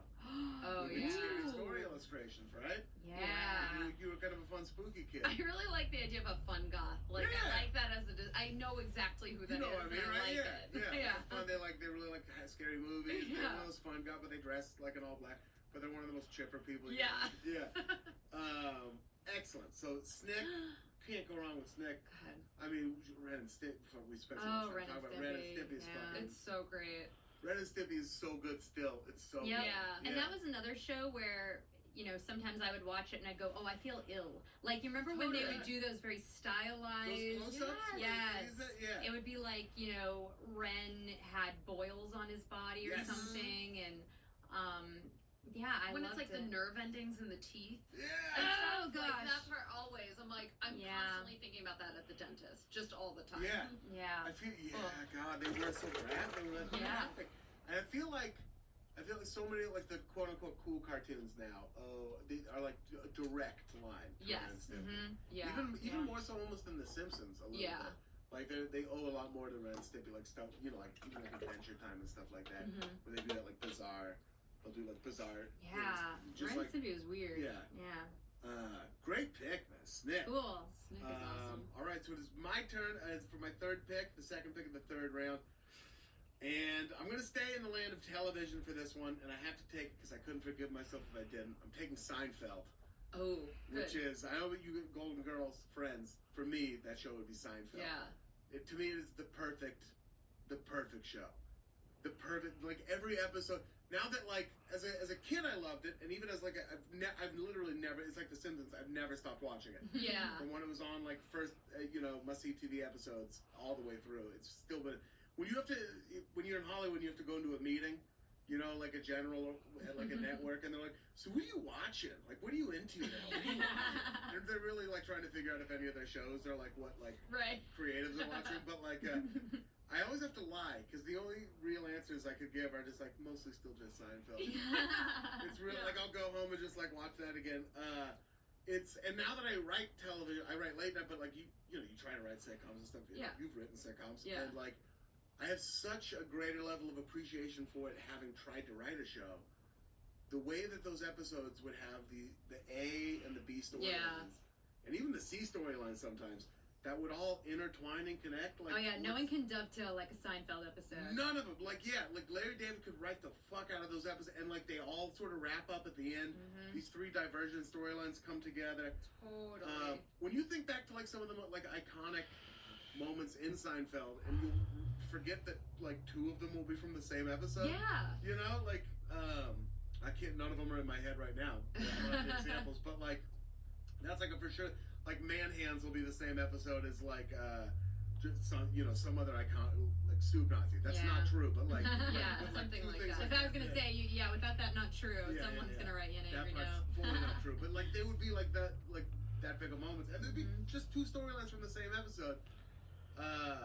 I just love it. I love Larry David. He's still like Curb is still like one of my other 5 favorites. Oh yeah, shows. it's coming back. It's coming back. Yeah, 9th season. And Seinfeld is just fucking. It's the perfect television show. I just love it so much. The stakes are never high. Nothing nothing really matters in it. It's just so fun. It's a show about a comedian that never touches on that. It's just sometimes it'll use it as like a plot device, but it's like as a stand-up, they'll always tell you to like pitch a show about what you know, and you're like, I can't do a show about a stand-up because like Seinfeld did it, and then Louis Steinfeld really. I think I just said Steinfeld. Seinfeld really fucking nailed it. That's my favorite. And like everyone has a friend who is like an unsuccessful stand-up who's like, I wrote a pilot, and then you read it and you're like, oh, cool, great job. Write another one though. Maybe get a couple out of Good these. start, because it's always just like, oh well, I must be as interesting as this, and it's like you can't just take Seinfeld and just like apply it to yourself. Like you can't do that. You have like the best stand-up comedian pairing up with one of the best writers. Yeah. And they like made a thing together. Yeah, it's. Yeah. And I will say, like, Julia Louis-Dreyfus is like, oh my god, my favorite person in the world. Like I have such love for her, and I don't know Seinfeld that well. I've seen a ton of episodes. I've maybe even seen every episode, but I don't know it quickly. But like, I know what you mean. if you watch it, like you're just like, this is great. Like it's just great TV. Like it's just easy and great. And she is a fucking treasure. She's amazing. Julia Louis-Dreyfus, she's just the fucking best. She's the best. From SNL. Yeah. I was talking about this with a buddy the other day. Like she's one of the only people who's really been able to break the curse of the sitcom, of the '90s sitcom. Where like all these other people with the networks are like, you loved Friends, right? Well, how about Matt LeBlanc doing this other thing? And you're like, no, I can just go back and watch Friends. I agree with you, Ian, to a point. But episodes is great, but also like let's not forget that Lisa Kudrow did the comeback. Totally, Lisa Kudrow. Valerie Cherish, Lisa Kudrow as Valerie Cherish in the comeback. Like when I look at my two most favorite comedic actors in comedic roles that required a lot of improv, like it will always be Lisa Kudrow as Valerie Cherish and Steve Carell as Michael Scott. Yes. But I can't even begin. Like it's so different from Phoebe Buffay. Totally. It is.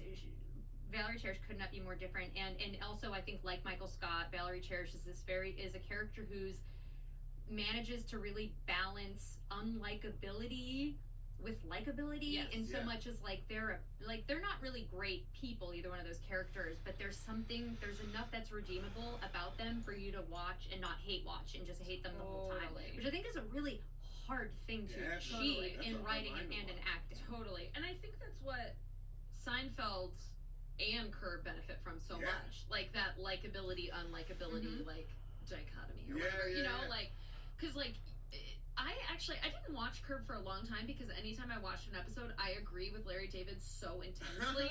Yeah. And I knew that wasn't like right, like that wasn't like necessarily like the right reaction. Like, oh, he's not great, and sometimes he's crazy, but I was like, he's right, like He's 100% right. like Well, all here's the time. things that the social mores prevent us from doing.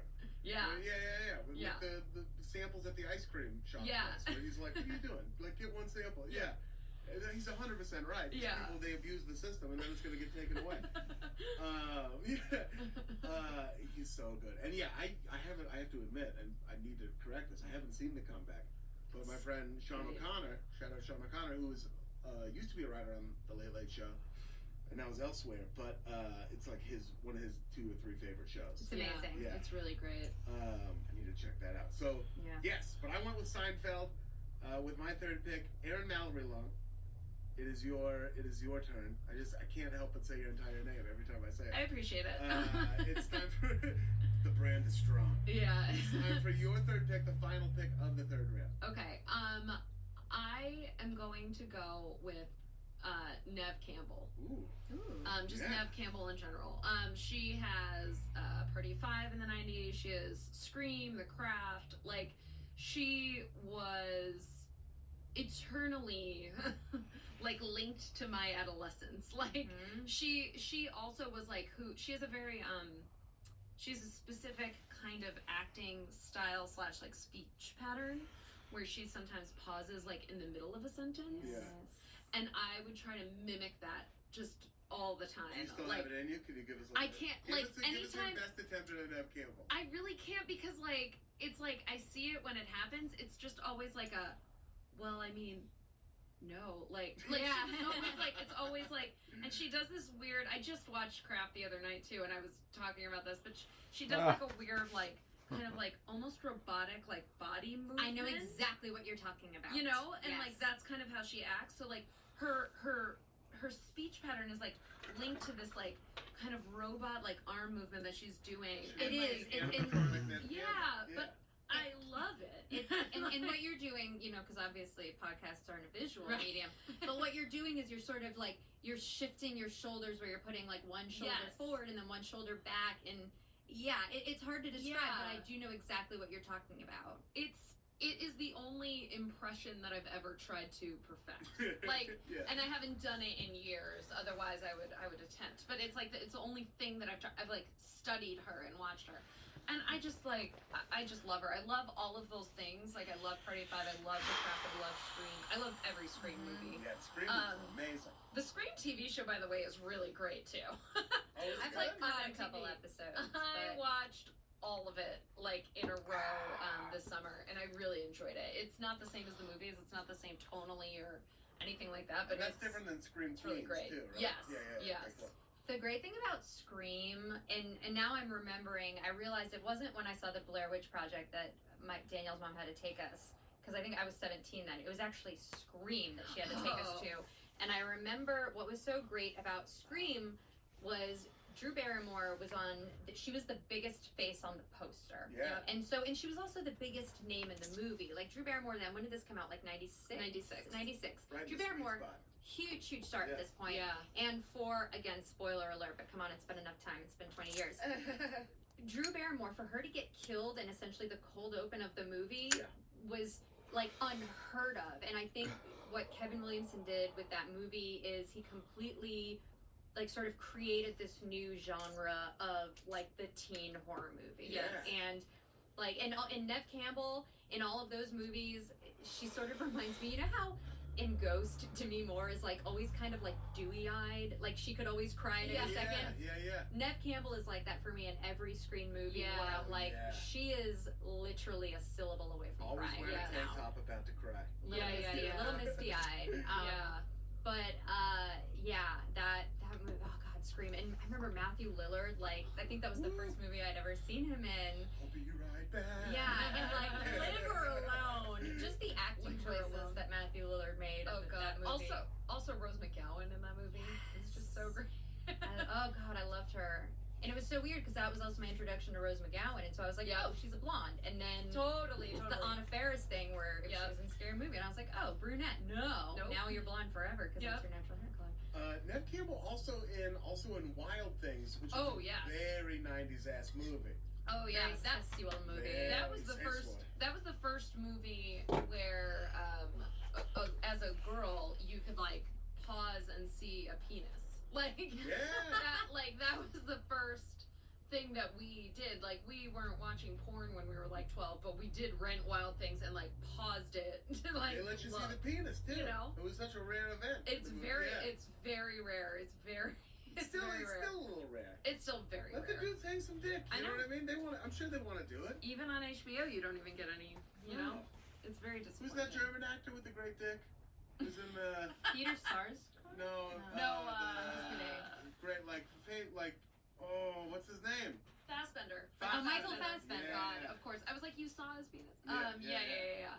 Great dick. Put Fassbender in some things. Let I him hang know. that dick out there. I know. It's fun for everybody. Just like free the penis. Yeah. I don't know. Like I don't get it. I don't understand why they don't do. Yeah, you see boobs and everything. Yeah. Oh, constantly. The movie just the TV show Entourage was just boobs with like a loose plot filter around it. That was it. It was just Yeah. a boob showcase with like, this is one Hollywood story. Yeah, but put more dicks on your fucking shows, HBO. For real. Dicks are real. Alright, I'm sorry, that's my one little tangent in the middle of your Nev Campbell direct. Yeah, so Nev Campbell really, what's she up to right now? I don't Do we know. I Does mean, anybody she was know? in Scream 4. When I moved here and I lived in Culver City, I was walking to work one day and I was like walking up to a light, which I was going to cross the street, and I remember walking up. There's nobody on the street. It was early. It was like 8 a.m. and it's not early, I guess, but it was 8 a.m. And I see this woman sort of in like a sundress with like just a very light iridescent like scarf, waiting at the light. I'm getting closer and I'm like, that's Nev Campbell, and it was. And I got to the light and just stood there and like soaked her in without looking at her because we're the only two Just- people in the corner. Yeah. And then just took in her everything. I took in her Yeah. everything, and then we both crossed when the little man on the sign said cross, and then I went one way, she went the other, and it was like seeing a Pegasus. It was, Yeah, that's amazing. yeah, and she looked amazing. I mean, it was just like That's 2 years amazing. ago. She was gorgeous. I'll tell you what she's up to. House of Cards. Oh, Cards, it looks like. She's Oh. been in 13 episodes of it. Wow. Yeah. I've got to catch up on House of Cards. Good for Nev, yeah. I'm like 2 seasons back, so. Enter the Nev. I think we're Wow. on season 4, it looks like. Wow. guys! Also, she was also on an episode of Kids in the Hall. She Oh. was in Well, a she's sketch. Canadian, We're right? getting Yes. a cool one here. You're Yeah. a cool comedy. She was star. she was in one sketch where it took place in like a restaurant or something. Yeah. I used to always watch Kids in the Hall like after school. Yep, from 2 to 3 on Comedy Yeah. Central. Yeah, Yep. yeah. I have like 7 VHS tapes with Yeah. just episodes taped, and then the DVDs came out, and I bought those. I skipped like finals. I think my junior year of high school. I left one of them early and like failed a class so I could see them play at the Orpheum Theater in Boston. You're a real one. Yeah. Yeah, I loved Kids in the Hall. I love Kids in the Hall. Still love it. Yeah, It's still great. love it. You get to do, as a stand-up every now and then, you'll get to do shows with them. Like, just like random dudes. And you're just like, oh, it's Kevin McDonald. That's so crazy. So I showed her, and they could not be nicer. That's so good They to hear. could not be nicer people. Like, so, he signed my poster, and then... Kevin he asked- McDonald did? Yeah, and then he was like, will you sign my poster? I'm like, you don't have to do this. Let's not do that. Yeah. Oh. I'm not going to steal your meltdown poster, but thank you so much for signing mine. Nev Campbell, great pick, and you also have Love the Nev first pick of the 4th round. Okay, I just had one that I decided I was gonna do, and now I'm gonna vamp for 1 second while I remember what that was. Vamp it up. I can't quite remember. What did I say I was gonna do? I have absolutely no idea. But let's do. Oh, I don't know if this is allowed, but I think about this a lot. In relation to the 90s, and it actually came up at work recently. I would like to propose me drafting the kind of like 60s resurgence that existed in the 90s. Oh, 100% alive. You know, like peace signs, Yeah. daisies, like I personally had like a lava lamp Yeah, always. they were back in a big way. Like beaded curtains, like anything that they sold at Spencer's Gifts, like I had in my bedroom. That 70s show. Yep, yeah, incense. Also, the whole movie, Now and Then, like really like added to that because I was like, these songs are great. What are these from? Oh, it's kind of like a 60s thing. Like, I cool. try to tell people how much the movie, and you don't feel like I'm profiling you, how much the movie Now and Then means to like women To girls. who are our age. Yeah. People don't get, like dudes especially, don't get what a huge movie that was for people. It's a coming of age movie Yeah. about girls. It's Stand By Me without right. the dead bodies. Yeah, right. Oh, absolutely. It's like the only option we had of that Yeah. kind of like. I love that movie too, by Like the way. coming of It's just also just a good ass movie. It's Yeah. it's incredible. It's great. I loved Gabby Hoffman so much. Yes. I wanted to be her in that movie. Oh, I was Thora Birch. I was teeny. Yeah. I was not a teenie. I like was always like jealous of my friends who were teeny. Like, but I wasn't quite Christina Ricci's character. Like, I wasn't a tomboy, but so that's why like Gabby Hoffman was like, that was me. Yeah, That she was like, a little bit perfect. more like, you know, if I go to a psychic, I'm going to believe every single word he or she says. Yeah. In 7th grade, me and 3 of my girlfriends saw that in the movie theater, and we came out of the movie, and we were all like just gabbing about it and talking about like who we were and this and that. And I think like a woman overheard us talking about it, and I really think she did this just to like be sweet. But she came over and she was like, "Did you girls happen to see the movie Now and Then?" And we're like, "Oh, we did, we just got out of it." And she was like, "You just remind me of the 4 girls." And we were like, "Oh my god!" And I was like, "It's my birthday and we saw the movie." And but I think we were talking, like we were loudly excitedly Yeah. talking about this movie, but I still remember it. And it like made my day. That's was- so I great. love What it. a wonderful So lady. great. Just have a little crown on Yeah. top of y'all's day. Yeah, that's really nice. That's so sweet. And then when I lived in Georgia, I went to school in Savannah, and I worked at this like honky tonk restaurant, and there was this dude from Georgia named Jameson who was awesome.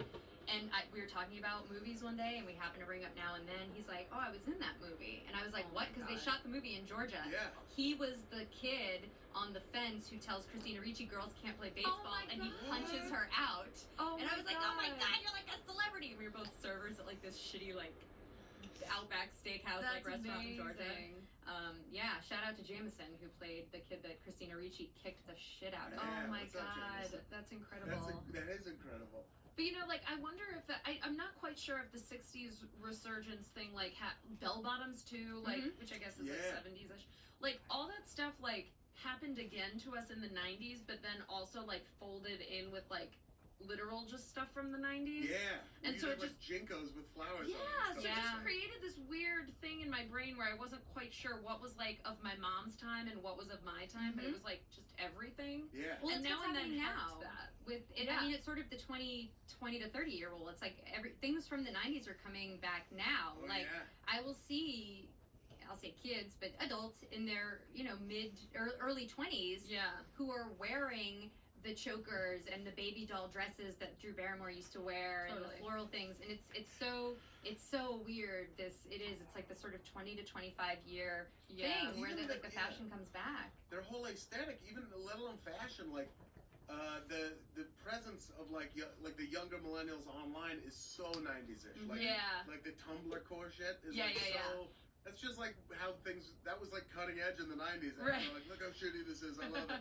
And like that's like their graphic aesthetic is like very much like Totally. 1990s. Totally. You had Woodstock '94. Yeah, that's Yeah. right. Oh, that's a Woodstock great came back. example of There was that. a huge That's right. fire, right, at Woodstock 94? Yeah. I think it thing. happened. There was the two because they tried to do Woodstock 2 other times, Yes. and it went poorly both times. I think. Yeah.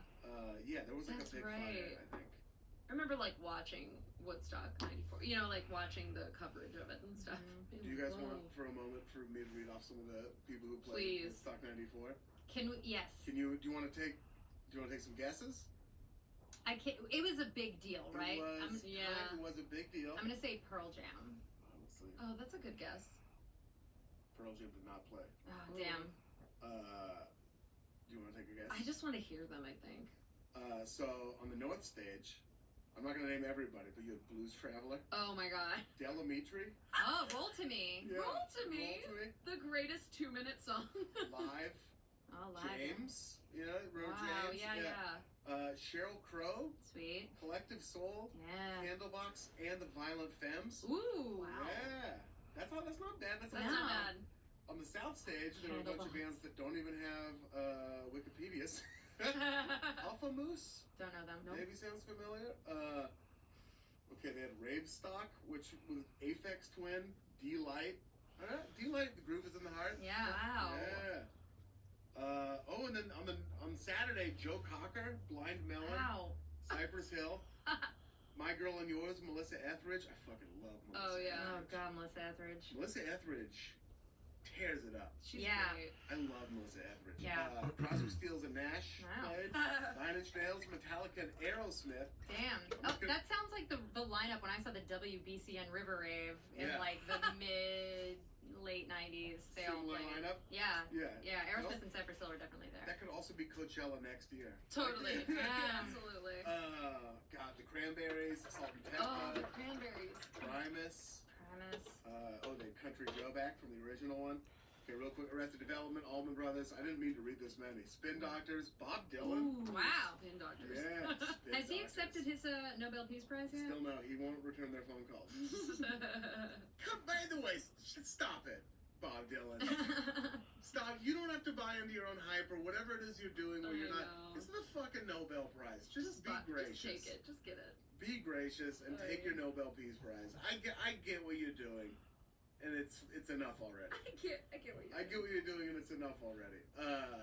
Yeah, the '60s revival. I'm sorry, I didn't mean to hijack it with Woodstock '93. No. No, that's great. But I know so clearly what you're talking about. Yeah. It was definitely stronger with, I think, girls than it was with boys. I think that's probably true. Yeah. Because we didn't really Yeah. start rocking like the, like bell bottoms and like Yeah. these really thin shirts or whatever. Yeah. But it was very pronounced. A lot of flowers. Yeah, and just like that, everything at Claire's was like peace, love, Yeah. something. You know, like Oh, Even yeah. going back to Clarissa's Yin Twins, it all yangs. felt like it had kind of that aesthetic running through it. Yeah, Mhm. absolutely. Yeah. Like to where like I'm trying to make references to the 90s sometimes, and I'll write in like peace signs and stuff, and then it's like, no, that's like 60s. I'm like, but it's also 90s though. But like, Well, yeah, like, Like- the peace sign, the big flower, like the Yeah. big, daisy, the yin yang. Yes. Like, all of every those necklace things I that had we was a wore. daisy. Yeah. And now that we say that, I have to amend when I said dudes weren't really into it, because it was just like black dudes, actually. Like Interesting. hip hop had a really strong '60s revival. Yeah. With like the Native Tongues movement, with like De La Soul and Tribe and everything. They all dressed like it was the '60s, like all over again too. Yeah. Like a lot of that stuff. So that's cool. Yeah, great I like, pick. I like know if I'd been an adult in the 90s. If I'd been like over 18, I definitely would have like a peace sign tattoo or something. Yeah.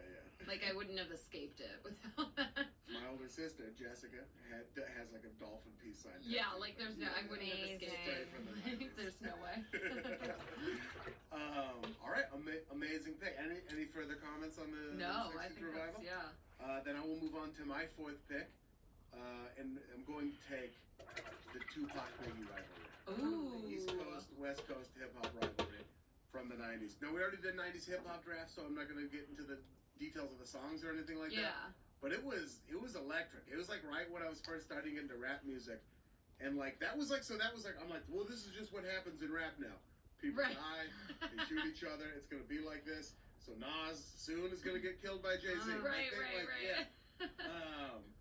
And it's crazy to just like, to get deep in it. Biggie was murdered here in Los Angeles. Mhm. If you ever go to the Peterson Automotive Museum, Oh yeah. over there like by the Miracle Mile, Yeah.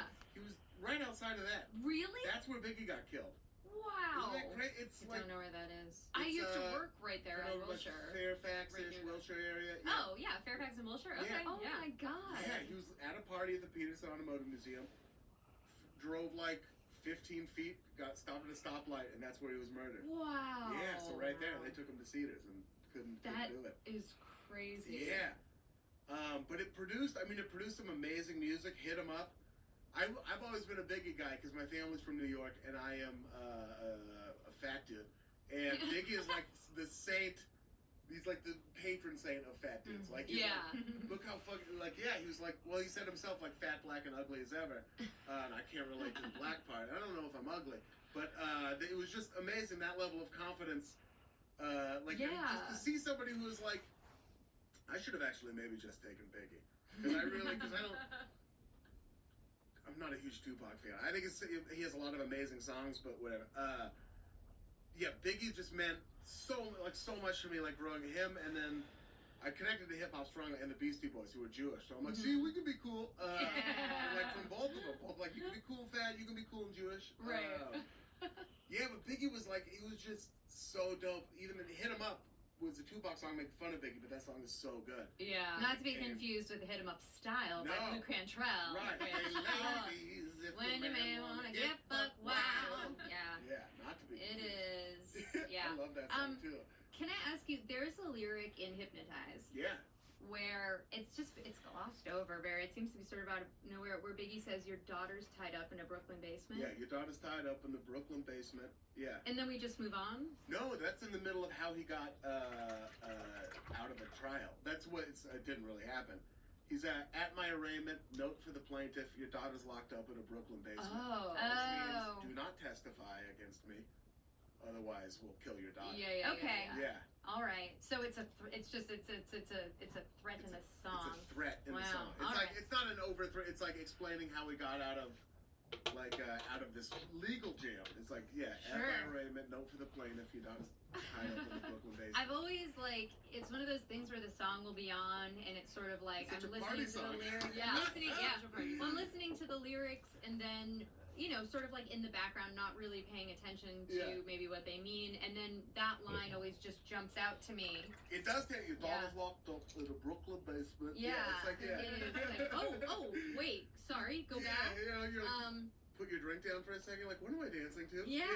Well, again, it just goes back to like the school dances where we'd be listening to like Coolio's Gangster's Paradise, and again like a bunch of like white suburban 12-year-old kids in a shitty public school in Massachusetts like dancing around singing these songs at the top of our Yes. lungs. Like I don't know what a like I'm trying to remember the lyrics. Like you're a loped out gangsta bad trip. I just like Loped out gangster set tripping Banger, Loped yeah. out banker set tripping gangster. yeah. And my Homies is down, so don't arouse my anger. Yeah, Like we'll murder you. 12-year-old kids singing this, going like Michelle Pfeiffer is so cool. Yeah. It's she just set the it's, chair backwards. Yeah. yes, which as you all know, that's what the cool That's teachers the coolest do. way to sit. Yeah. Down, is sit in a chair. Yeah. So I'm gonna say the East Coast West Coast rivalry, but I really mean Biggie. I really love Biggie so much. The West Coast was cool. I mean, there was amazing shit coming out of it.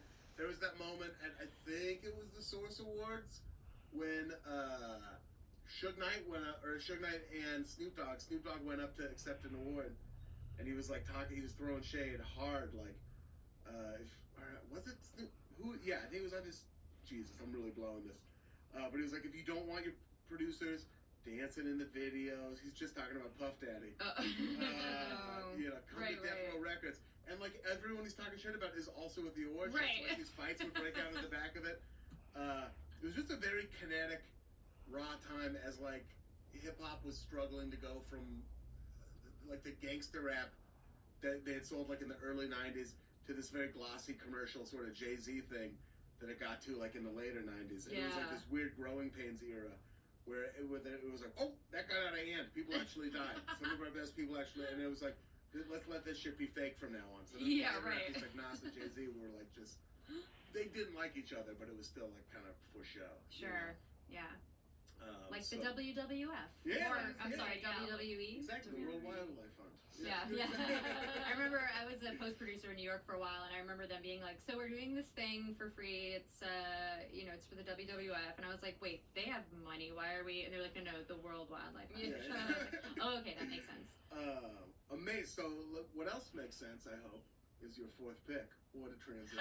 What a great transition. What a transition. Carrie, it is now I'm- on you. It's your fourth pick. And it's so funny because Aaron and I have a lot of the same sensibilities and interests in the 90s. So I just want to apologize if there are Oh, people no. out there who are like, you know, like people are like, wow, this is very like Yeah. a lot of our stuff falls into the same category. So I Other stuff happened. Yeah. apologize. I know people are like, yeah, I feel like there are definitely things that we're. I mean, the '90s was there's so much that was going Apologize on. to the people to whom we are giving free entertainment. Great. Sorry.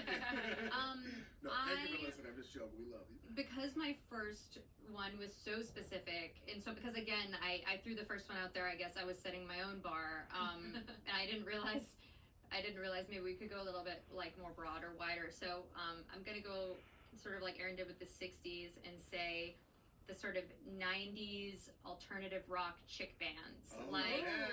I want to go, and because you and I are going to see Letters to Cleo tonight, like Letters to Cleo, Veruca Salt, Hole, PJ Harvey, Kay's Choice, Moonpools and Caterpillars, all of those bands. I remember when I was like, 13, 14, listening to 95.5 WBRU on the radio, and even like Liz Phair back then. This was before Liz Phair crossed it. It was like more of like sort of, I don't want to say a pop singer, but was more mainstream. But like I loved these bands, and they were all like, even like later on with Fiona Apple, like her Criminal music video. Oh man, But- she was so cool. But Not those, cool, but she was so cool. Those bands, like the song Not an Addict by Kay's Choice, I don't know if anybody knows that song out there, but it's like, there's something about those bands that when I would listen to them as a young teenager just felt very empowering. Yeah. And the women in the music videos, even when No Doubt first came out, like the Just a Girl music video, which was a little bit later, of like these powerful women owning being center stage, and they played guitar and they were sweaty and they didn't give a shit, and it was just like there's something raw and real and just really nice about it. And the music it's like I just have this one playlist with all of these bands and songs, and it's so weird too because a lot of them went on to be like, the band in a movie that I love, like Letters to Cleo was the Or 10 like the Things I Hate About You. Those were dudes, but like in Clueless. Mighty Mouse, Clueless band, Oh and my like god, I love that. the Donnas were in Drive Me Crazy, and Moonpools and Caterpillars were in Wish Upon a Star, that Katherine Heigl Disney movie. Oh wow. But yeah, it's and yeah, so there's something about them too, also just like being the school band. Would this extend to stuff like like Slater Kenny and like Bikini Kill and stuff? Yeah, like Bikini that, Kill. too? I didn't discover Sleater Kinney until years later when I was like watching Portlandia, and I was like, oh wait, Who's this Carrie Brownstein's pretty cool. Yeah. But yeah, they would, and I'm sure I'm missing some. But like just even I remember when like So there is Violet by Hole, like listening to that on the radio and just like screaming along to it. That song's incredible. Yeah, it's pretty good. That's awesome. It must be nice. This is not pining for to be oppressed, but like to hear empowering music when you're in a state where you really do need to be empowered. Yeah. Because when I hear empowering music, it's just like go out there and be the person you feel like you should or whatever. It's just like this real low key empowering thing. But when you're like when society has their like fucking boot on your neck, you know what I mean? How much more satisfying must that empowering music be? Yeah. Just singing along to it is so much more emotional. I bet. Yeah. Feel it more than anything. Yeah, now I'm really excited to go to Letters to Cleo. That's going to be great. Getting there, by the way. Yeah, you guys are going to literally a Letters to Cleo. I know this. Our initial Right after email. this. I was like, we were just emailing about details of the show, and it was just I happened to need to talk to Aaron, so I just kept it on all of the email chain. Happy to be there. And I was like, yeah. so cool, Aaron, we'll do the podcast, and then we'll go to Letters to Cleo. I'll probably wear my Halloween costume, which is Liv Tyler's like blue sweater and plaid skirt and combat boots from Empire Records. Like, and I was like, that's the most bye, Ian. 90s thing. I was just thought I was like, okay, perfect. This is gonna be a good episode. Yeah.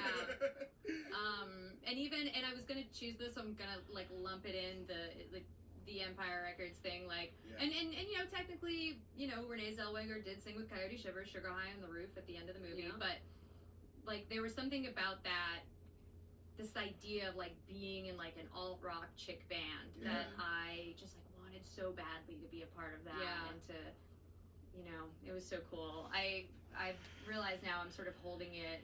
I'm an adult. I don't know if I'll ever be in a band, but if I do, I always like will tweet every once in a while. I come up with like band names that I could potentially have. and they're all, of course, they're always centered around the 90s, but one is Kimmy and the Gibblers. Yep. And Oh, yeah. the other one, which I literally just tweeted it 2 days ago, I kind of want to form a band called Buzz's Girlfriend Wolf. Oh, yeah. I was like, I know I saw that tweet. What is that a reference From to? Home Alone. Oh, God. Remember he sees Buzz the frame photo? girlfriend. Woof. Buzz's Girlfriend Wolf. Woof. Oh, that's right. And then that's actually just a boy in a wig because they didn't want to be like mean to a girl. Which I thought was very Which I sweet. think is nice. Yeah. Because, like, look at Heather's, like, Martha Dump Truck. Oh, they were God. like, Oh, man. girl, we're casting you. Deal with it. Totally, like, here you go. Mm-hmm. Well, it's an amazing pick. That's fan. And I think there is a bit of a line between those and like Slater, Kenny, Bikini Kill, because they were so more like it felt like so much louder and more punk and a little less accessible. And the ones you were talking about also had a little bit of a pop aesthetic to it. I mean, Letters to Cleo, Am I yes. wrong? I could be Moonpools and wrong. Caterpillars, yes. I mean, you know, Hole is more grunge. Yeah. PJ Harvey was a little bit more like Yeah, a little grunge. less- Remember that like yeah. creepy ass like little fish, big fish swimming in the Yeah. water? Come back here and give me my daughter. Like so creepy. Same with Case Choice. They were a little bit more like Yeah. grunge, just slightly. But yeah, Letters to Cleo. And again, we were talking about them. I think when we first got here, you know, like one of their biggest hits was a Cheap Trick cover. Yes, Yes, I Want Cheap You to Trick. Want Me. And you know, Cruel to Be Kind, but they had this one song called Here and Now, which I really hope they played at the show tonight, where, and maybe this is also why I love the TLC rap, because Yeah. I, as a child, was often, I get excited very easily, so I will talk very quickly, and Yep. so I sort of mastered the art of speed talking, so I always enjoyed being able to learn the lyrics of like a rap song, Yeah. just so I could be like, look how fast I can talk. Totally. And so that's why, like, when I got the Crazy Sexy Cool album, I memorized the rap. And with Yep. TLC and with Letters to Cleo, they have this song Here and Now, which Yeah. I would do at a karaoke anytime they had it. But there's this one part where she sings so fast. She says, the comfort of the knowledge of the rise above the sky, but could never parallel the challenge of an acquisition. Oh my god. And it was like, for me, the coolest thing to hear on the radio, and to, at the time, you know, when you like write the lyrics to a song down and you get them completely wrong. Yes. To do that and Jason say the wrong Waterfalls. ones. Yeah, Jason yeah. Waterfalls. Yeah. But yeah, I'm so excited to see Letters to Cleo tonight. That was that Blues Traveler in like Hook. Or Yeah, whatever. yeah, For yeah, me, it was right. that thing, yeah. Mhm. Do you still know the? Second, if you're entertainer Ramblin', make a spin move or else you win, and then begin to see what you're doing to me. This MTV is not for free. And it's so soft I sing to the of love to rassurate and fear itself. But I can't keep these feelings on the shelf. I tried, but know that I lied. It'd be a financial suicide, and I've got too much pride inside to hide. Let it ride. I do it on the side, and I may be something. 3-minute ditties. I'm gonna burst all of your balloons. I'm gonna burn all your cities to the ground. I found. And then he starts singing again. Yeah. Some of it. There's pieces Oh my missing. God. There's Good enough of job. the Rosetta Stone to learn Egyptian. You know what I mean? That's, by the way, how I feel about It's the End of the World as We Know It. I declared that to be my favorite song when I was a child, and I just would learn every single thing and just do every single lyric and just do it. Yeah. So Yeah. You still have every did word. the I same feel like thing. if someone has every word now, they're a little psycho. I- Like a little bit. I Like, don't have every word now, and Yeah. I don't have it like off the top of my head right in this moment. yeah. I have the wrong version because I did Yeah. the thing where I wrote down. I would listen to it, write it down, rewind, listen to it, write Yeah. down the next lyric, rewind. I did that. And I did it with I Wish by Skilo. Yes. Totally, I got so many of them wrong, but yeah, with REM, I know Wish it, was but I hard. know all the wrong lyrics. Totally. Yeah. Did you get Leoshi though? Did I get what? From Skilo's song? Leoshi. Oh yeah, You know she don't know me, but yeah. she's really fly. Yeah, Yeah. of course. Yeah. Okay.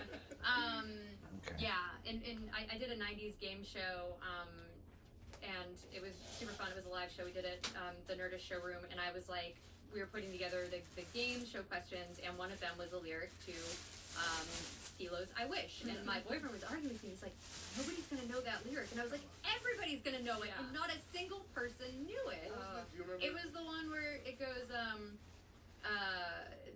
the one that they had to guess was, I got an 8-track and the spare tire in the back seat, but that's flat. And he was like, nobody's gonna remember that.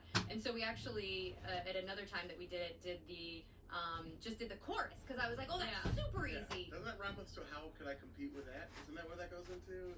I got an 8-track and a spare tire in the back seat, but that's flat. But you know, it's really waxy. I can't even get a taste. What you think of that? Or the brown yeah, brown yeah, with right, the yeah. rascal outside. Here we go. Yeah. So then we did it another time with the chorus, and somebody couldn't even get 6'4" Impala. So I was like, I couldn't think of weird. I was like, I could do the chorus. Yeah, right. Yeah. I didn't know what 6'4" Impala meant. I do now, but A 6 foot like, I get Impala, it. beautiful animal from the African swamps. Yeah. Amazing pick, 90s alt rock chick bands. Now, Carrie, it's also time for the first pick of the 5th round. Oh man, I And keep your forgetting this is final happening. pick. Okay, I'm not gonna think too hard about it. This is trying to cover a lot of stuff here, but I'm gonna go with something I feel very strongly about, which is the sexy alter ego of Steve Urkel, Stefan Urkel. Ooh, that's a good one. Beautiful pick. Stefan Urkel. I don't know if you guys remember the first episode where we're introduced to Stefan Urkel, but Steve Urkel, Yes. from Family Matters, Jaleel White, he's been so nerdy, and I forget which season Stefan Urkel was introduced, but it was definitely by the time we hit the 90s. Later, yeah. And the cool thing about seeing Steve Urkel as Stefan Urkel was that in the time before social media and, where we could sort of track celebrities, Yep. I had never seen Steve Urkel outside of Steve Urkel. I'd never seen Jaleel White, Yeah. be Jaleel White. I had only Who was a handsome dude? Very Yeah, handsome. Very handsome. Yeah. very handsome, and so it was so fascinating to me. I feel like I was getting like a behind the scenes glimpse, like I was walking onto like the set of a TV show, and ooh, look at this is where the Sure. boundaries Yeah. end and everything. And I remember I think it was in this episode because as Family Matters fans know, like years later, throughout the series, he would go back and forth between Steve and Stefan, and even when the show took a trip to Disney World or Disneyland, Disney World, I think, he proposed as Stefan. He proposed to Laura in the Magic Kingdom, but he, as Steve, like took a potion and like sort of was like not. He was like flailing around the room, and he fell down behind the couch, and when he stood up, suddenly he'd sort of like lost that strange posture, and he suddenly had this cool dude posture. And the first time he popped up, and I don't even know if it was before he opened his mouth, but the audience screamed. The people in the audience, like that excited scream, like when you would see Zach and Kelly kiss on Saved by the Bell, which people didn't kiss often on that show, but when they did, there was a scream. It was.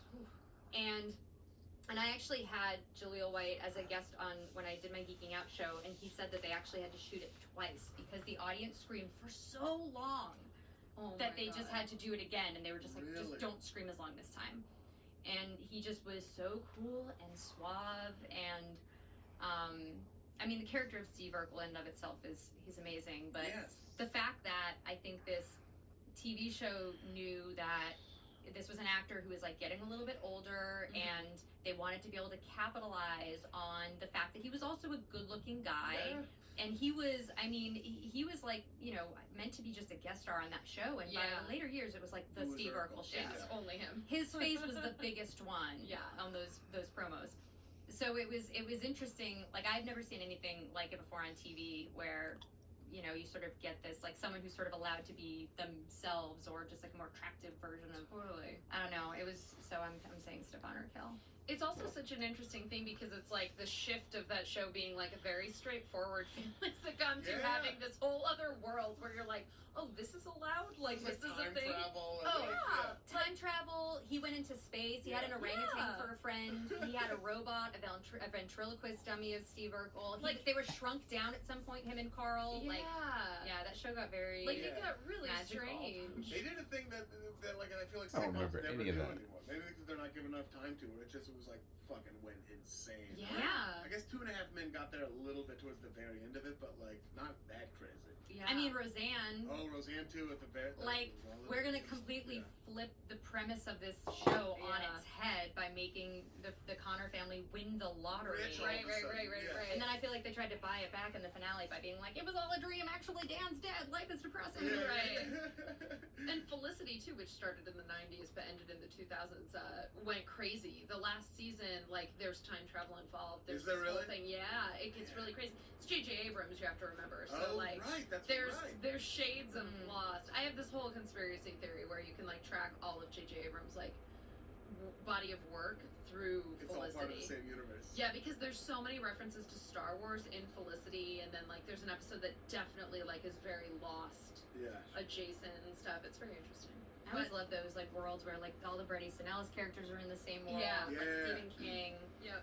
The Adam Sandler verse. Yeah. Oh my God, That's real. that thing is great. All the Adam Sandler movies happen in the same universe, and there's like graphic. I wish if Sean O'Connor is his kid, like him and this guy Eloy and Allie, they're apparently all just in the same universe. They figured it out. There's like references to other movies in the Yep. movies. Anyway, Stefan or Kel, amazing pick. Amazing pick. Just great. Very important. I will He's like now the make. spokesman of the 90s. He is Stefan, and good for fucking Jaleel White. It's sad that he's kind of sitting on the shelf because he was clearly a talented comedic actor.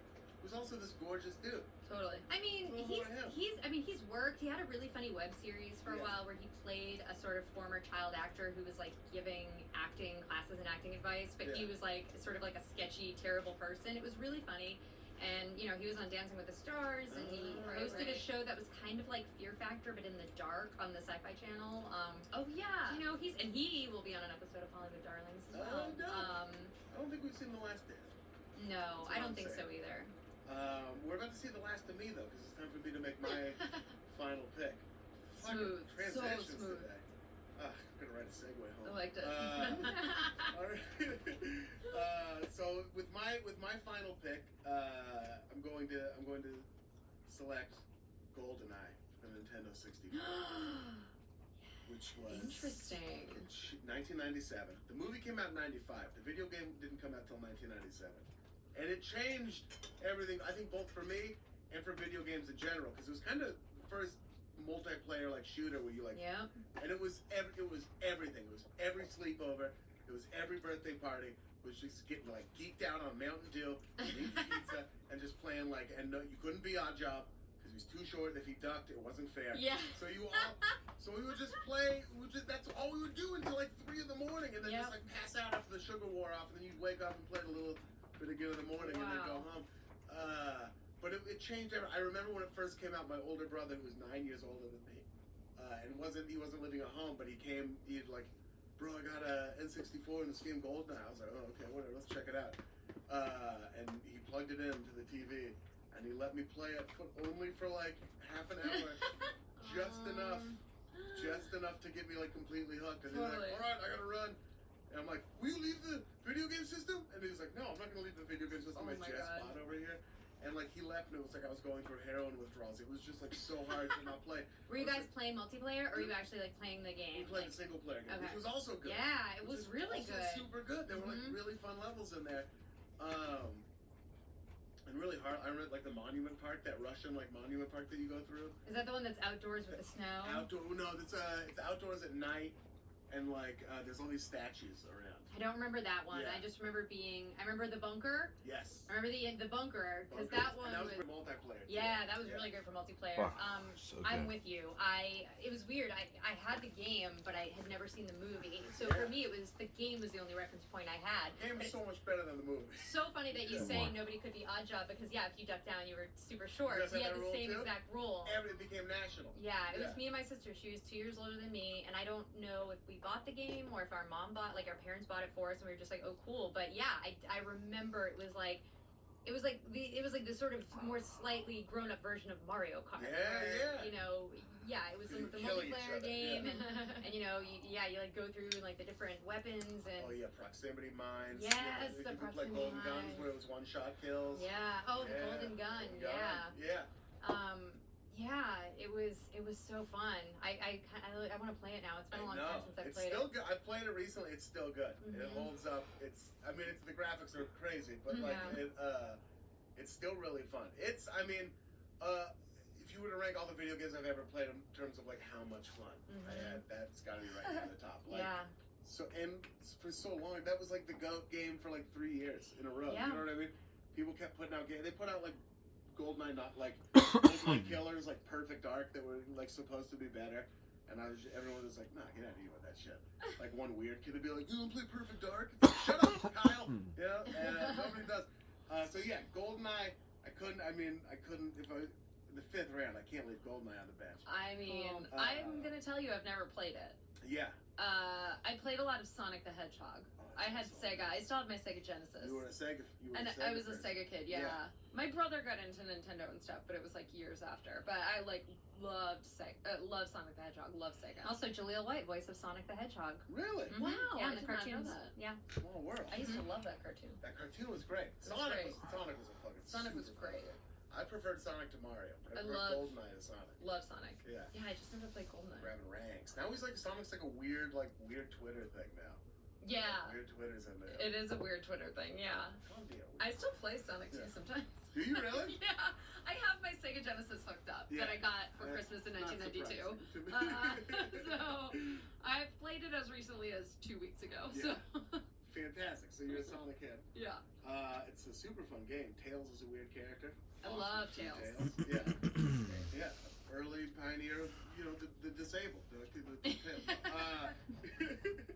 trying to make everything very woke. Okay, so that's my pick, GoldenEye.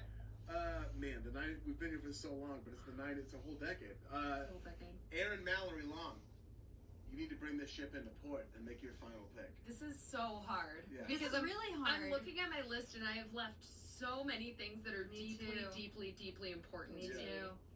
on I haven't the even table. gotten. I haven't even like into the things like. I wanted to try to stay with pop culture, but things like recording songs off the radio. You know what I mean? Oh, Like, yeah, like those are all in AOL play. chat rooms. Yeah. Like totally. Y2K guys. Yeah. Y2K. exactly. Yeah. Big dog T-shirt. No, okay, go ahead. Yeah. I'm gonna. God, this is really tough. This is really hard. This is really tough. I'm gonna pick the CD Boys to Men 2. Okay. It's the first CD I ever bought with my own money. With I saved up. I got it in like 5th grade. I saved up like my allowance, and then like went to like Media Play to like buy the album. It has like a giant Roman numeral 2 on the front. It's like blue. I'm familiar. Yeah. It's what Unbended Knee is on there. I'll Make Love to You. All the Yes. greatest ones. Mm-hmm. And like R&B in particular, like any R&B was like the only music I listened to in like late elementary school. It was strong. It was a strong era. Yeah, it was just really, it was like Mariah Carey, like Boyz II Men, like And remember Soul when- for Real. Oh God, Soul for Real. Yeah. Real W, I think, was in that range. Yeah. TLC was in Yep. that. Yeah.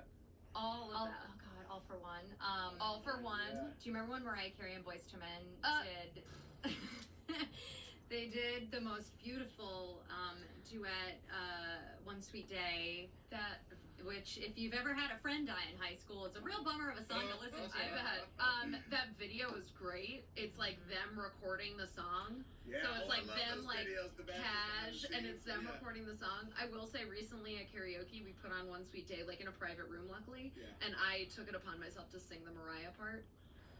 Wow, that's I'm- ambitious. Aaron, what happened? I'm not gonna say that it didn't go well, but I'm also not gonna say that it went well. But Being modest, it's like I could do it. Like I can physically do it, Yeah. but then I am dead. Did you collapse to the ground? Yeah, like then I'm like, then I have expired and like I Like have no James energy Brown left. leaving the stage, Yeah. two people like sort of put a cape over you. Yeah, exactly. Like Mariah Carey, I'm from Schenectady, New York originally, and Mariah Carey's video for Hero was shot on the stage, a concert on the stage of Proctor's Theater, Okay. which is in Schenectady.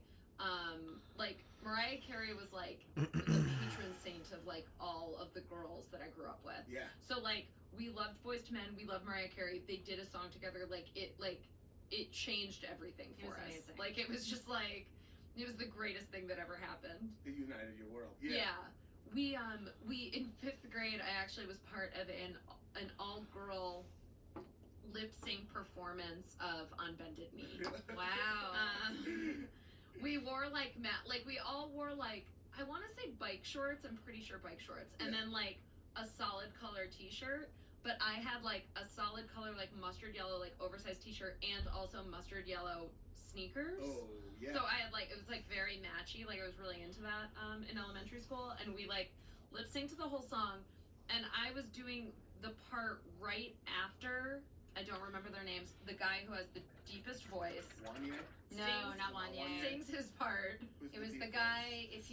If you show me Like like the the with bass. all of their, What if I tell you all the names? Will you know it? I think so. Yeah, it's not. He had facial hair. I know who you're talking about. Yeah, I can like picture him, but I don't know what his name is. But I ended up like being the one like in the front of the stage like when that happened. We hadn't planned. No, it wasn't Sean. Nathan Morris. It might have been Nathan. Who Mark else? Nelson. Michael McCary. Wasn't Sean. It wasn't Wanye. It wasn't Wanye. Definitely wasn't Wanye. Wanted to be Wanye. It might be Sean. Um, But I'm also not looking at photos. We're never gonna find the answer. I know. Oh wait, you need to see the photos? Oh, but Yeah. then- Well. Well, continue with your story. No, that was I it. will It was never- just yeah, like yeah, we yeah. hadn't like planned for it, and so it just ended up being this like very uncomfortable thing where like I am a 10-year-old girl, and I weighed like 60 pounds, and I was like at the front of the stage in our like cafeteria / gym at the school talent show, and like that deep voice is like booming, and we Yeah. like hadn't planned for someone to lip sync this, and I was like. And just like stared out into the crowd, and then like waited for my part to come, and then like lip synced like my part. Yeah. There's also something really funny about like the art of the lip sync. Yeah. In so much as like the show like Lip Sync Battle, Mhm. it's you have to put so many theatrical elements around it, like cool Yes. dance moves and Yes. costumes and props, and Yes. because otherwise you're like at the heart of the lip sync, it is a, I don't want to say talentless skill, Because but people can do it poorly. Oh, They yeah. can Sure. lip sync very but poorly. it's such like it's such a skill. It's a skill that is just so unimpressive on Yes. its own Yes. that it takes Absolutely. either a song that might be really hard to lip sync Yeah. to, but yeah, like we used to have like lip sync, like battles at our school, and it's like when you actually get down to it, what it is a bunch of kids in an auditorium. Like I remember somebody doing like, was it Debbie Gibson who sang Electric Youth? But I remember huge auditorium. The sound is like not great. It's very echoey. Yeah. So what you actually hear more of are like the kids uncomfortably adjusting, in the seats, and like the teachers are like coughing. Yeah. But you sort of have this like quiet, echoey song in this giant auditorium. Like the volume is always a little too low. And the kids on stage, you can like hear the spittle in their mouths as they're lip syncing, Yeah. and you're like, "What are we doing?" Talent in quotes show. Yeah, Yeah. so interesting. And Well- I'll Make Love to You though, another one of those songs where 13, 14 years old, we're in a basement having a Halloween party, slow dancing to Yeah. 13, 14-year-old kids, like Yep. singing "I'll Make Love to You." Yeah, I danced at the first prom I ever went to, sophomore year of high school. They played it, and it was You like, went to prom as a sophomore? I did. Holy shit. My boyfriend was a Popular. senior. Whoa. And Era. and so I went to 3 proms. They played it, and it was like obviously well after the song came out, like as like a throwback or whatever. But they played "I'll Make Love to You," and then like we were slow dancing to it, and I was like, "This is the most sexual experience I've ever had Am in I my gonna life." get pregnant? Oh my god! Because just like when I was a kid, just listening to that song made me blush. Yeah. Like I was like, I Yes, can't handle this. It goes all the way back to what we were talking about at the sexy beginning. song. Totally. Yeah, you're not listening to that in your car with your dad. No. Amazing pick, Boys to Men 2, classic album. Getting away from the New Jack Swing a little bit and doing a lot more just saying, just one for the ladies now one. Yeah. That wraps it up. That Wow. concludes the All Fantasy Everything 90s draft. Just to go over what the picks were again very quickly. Carrie Doherty, you let us off with Lisa Left Eye Lopez's rap and Chasing Waterfalls. And then you went the Blair Witch Project. And then Snick, specifically the original Snick, but we're giving you all a Snick. 90s alt-rock chick bands. And then Stefan Urkel. Amazing. That's pretty good. Amazing list.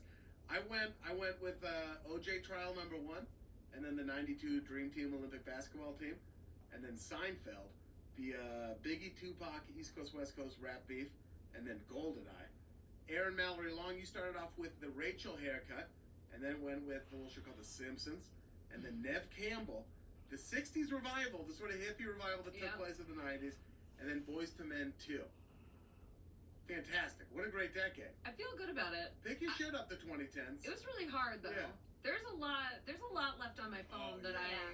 I was Didn't thinking even of going mention. Tanya Harding, Nancy Kerrigan. Totally, that I was was like, oh, we need some more of these like big events in the 90s. That was I left deeply the important to Clinton me. presidency, Teenage Mutant Ninja Turtles, Yeah, oh yeah. The Real World. rap metal, Real World, Mhm. God, I love Pogs.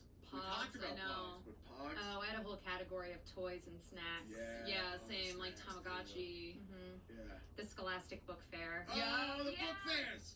Butt scooters in gym class. Oh, butt scooters. Oh, I remember Butt butt scooters. The scooters. giant rainbow parachute in gym class. Yeah, what is that What thing? is that? I don't Why know. do they do that? Do they still do that in gym class? I hope so. I really I think wanna they know. do. They My must. nephew's 6. I think they did it in Gym class can't have changed that much. 'Cause, like, It's that not wa- they're in there like That wasn't gym.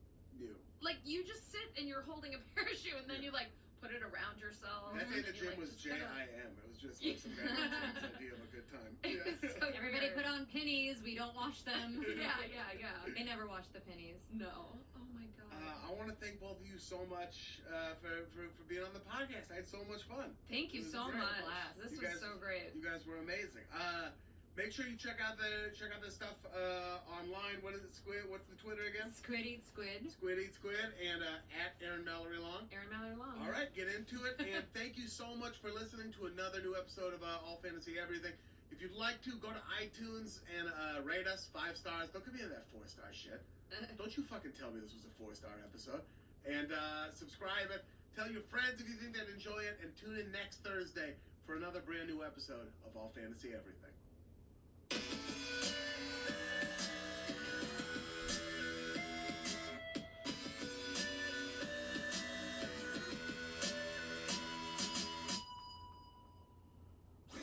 That was a headgum podcast.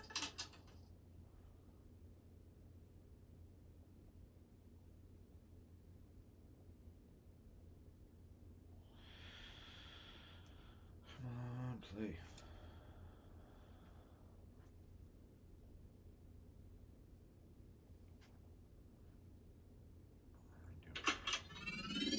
This is a headgum podcast.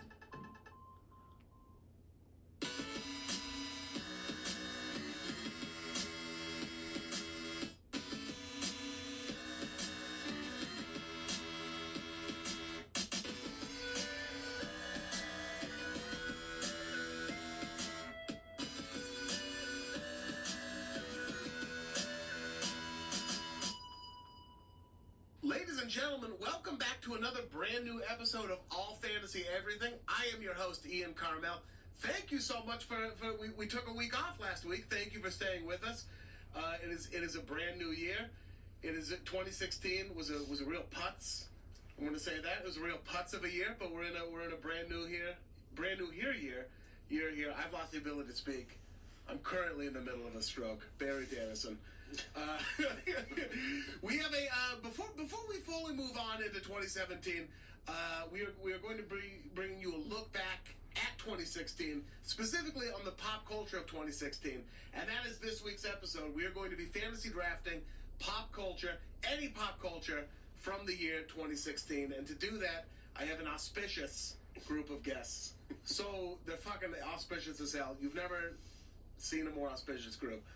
Leading off with Sean Jordan, All Fantasy Everything favorite. What's happening? How you doing, Sean? I'm doing fantastic. How were Thank your you for asking. holidays? Were they all right? They were good. South Dakota, man. South Dakota. You may remember the best city to spend a weekend in.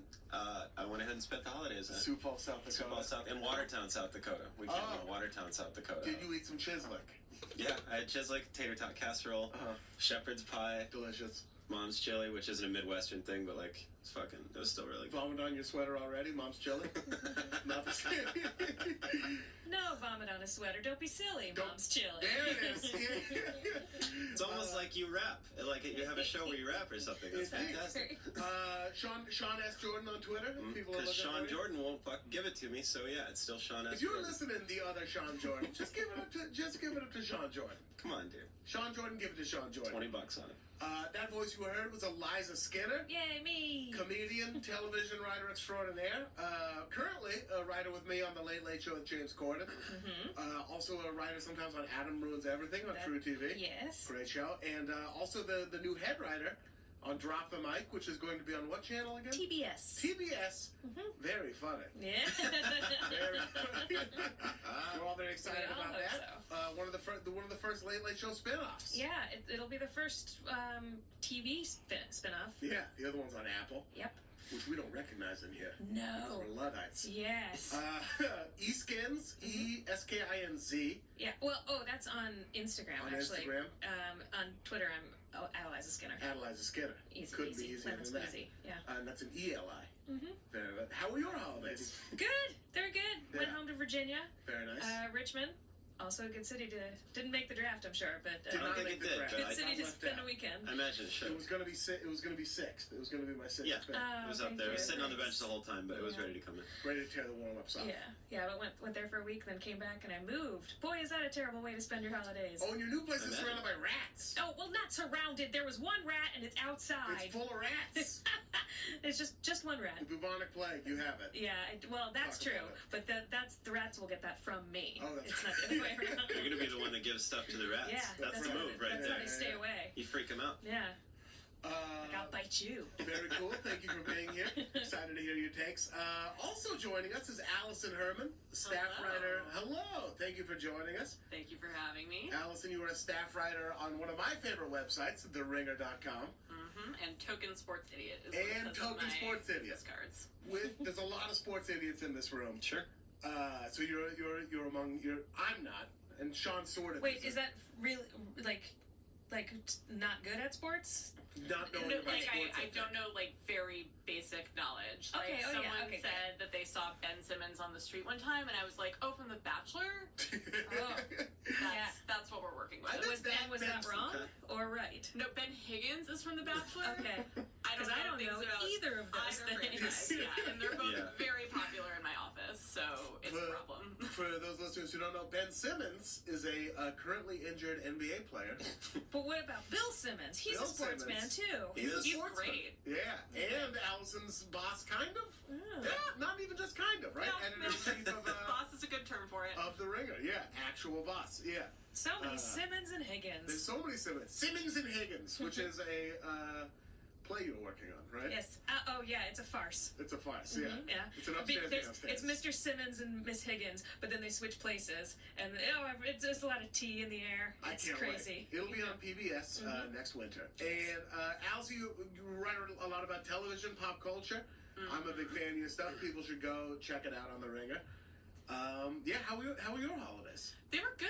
Yeah. My parents are in San Diego, so it made traveling very easy. Oh, that's beautiful. And traveling back also very easy. Yeah. So you're not really trapped there. As soon as you've stayed out your welcome, you can come back. It's great. Did you drive or take the train? I drove, but I have taken the train many times. Yeah. It's like half the ugliest train ride you've ever taken in your life, and then it hits the ocean, and you're just like. What's bad? What's the bad part? I've never You're taken it. driving like along the 5, so it's just like warehouses and parking lots for an hour. Just yell Sure. at Southern California. Yeah. Just the cracked foot of America. Yeah, that's where Scott comes from. It's not at all where Scott comes from. No, no, it's not. I guess that's No, England, right? But it's where kind of Scott comes Yeah, from. sorry. So England and like Jamaica. Oh yeah, Yeah. England and Jamaica. Yeah. Much like me, Yeah. America's preeminent British Jamaican comedian, Ian Carmel. My holidays were weird, mostly good, except for when I got attacked by the alt-right. Oh yeah. Oh, I saw yeah, that. I don't want to bring that up because it sucks. I don't think if they listen to this podcast, I don't think they would have made it this far because of my Jewish voice. Hello. Hello. I heard one of those earlier. They would have busted their computer or But whatever that's they the were crazy listening. thing is Yeah. that all these incredibly racist anti-Semites just elected their worst nightmare, i.e., a Jew secretly running the government. I know. Jared Kushner's gonna run shit, He could completely from behind the scenes, right? which is the only good thing about this election is that these guys totally played themselves. It's almost like that they wanted it to be true, so they made it happen.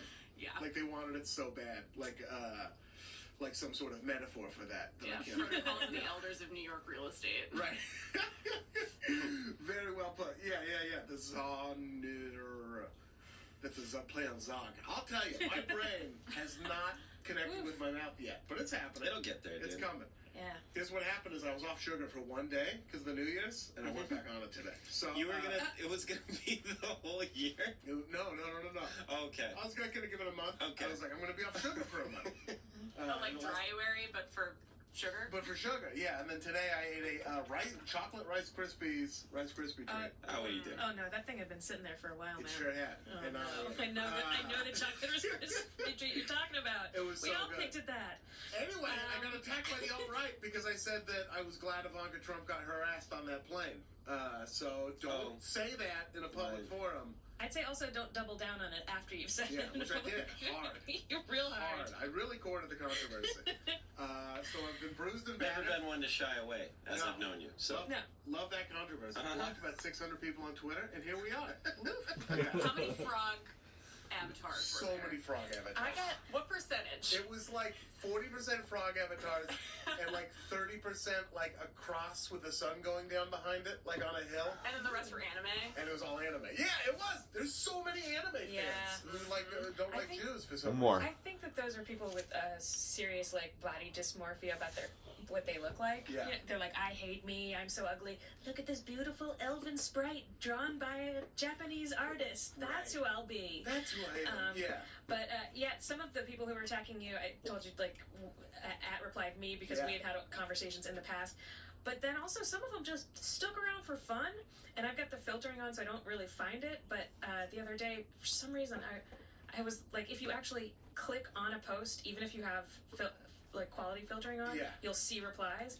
And I found this guy who, after that, had just really gone to town with asking me about black dick. Oh my God. Yeah, with his little frog avatar. Yeah. Just like finding posts of mine to comment on, be like, "You like that black dick?" And I was like, I feel like you just actually want to know. Yeah. No, Really, like, tell everyone's insecurities / secret desires by what they harass you on the internet now. It's Man, pretty yeah. revealing. Like there's videos you can watch and just find out. You don't Yeah. need to come to me. Like that black dick?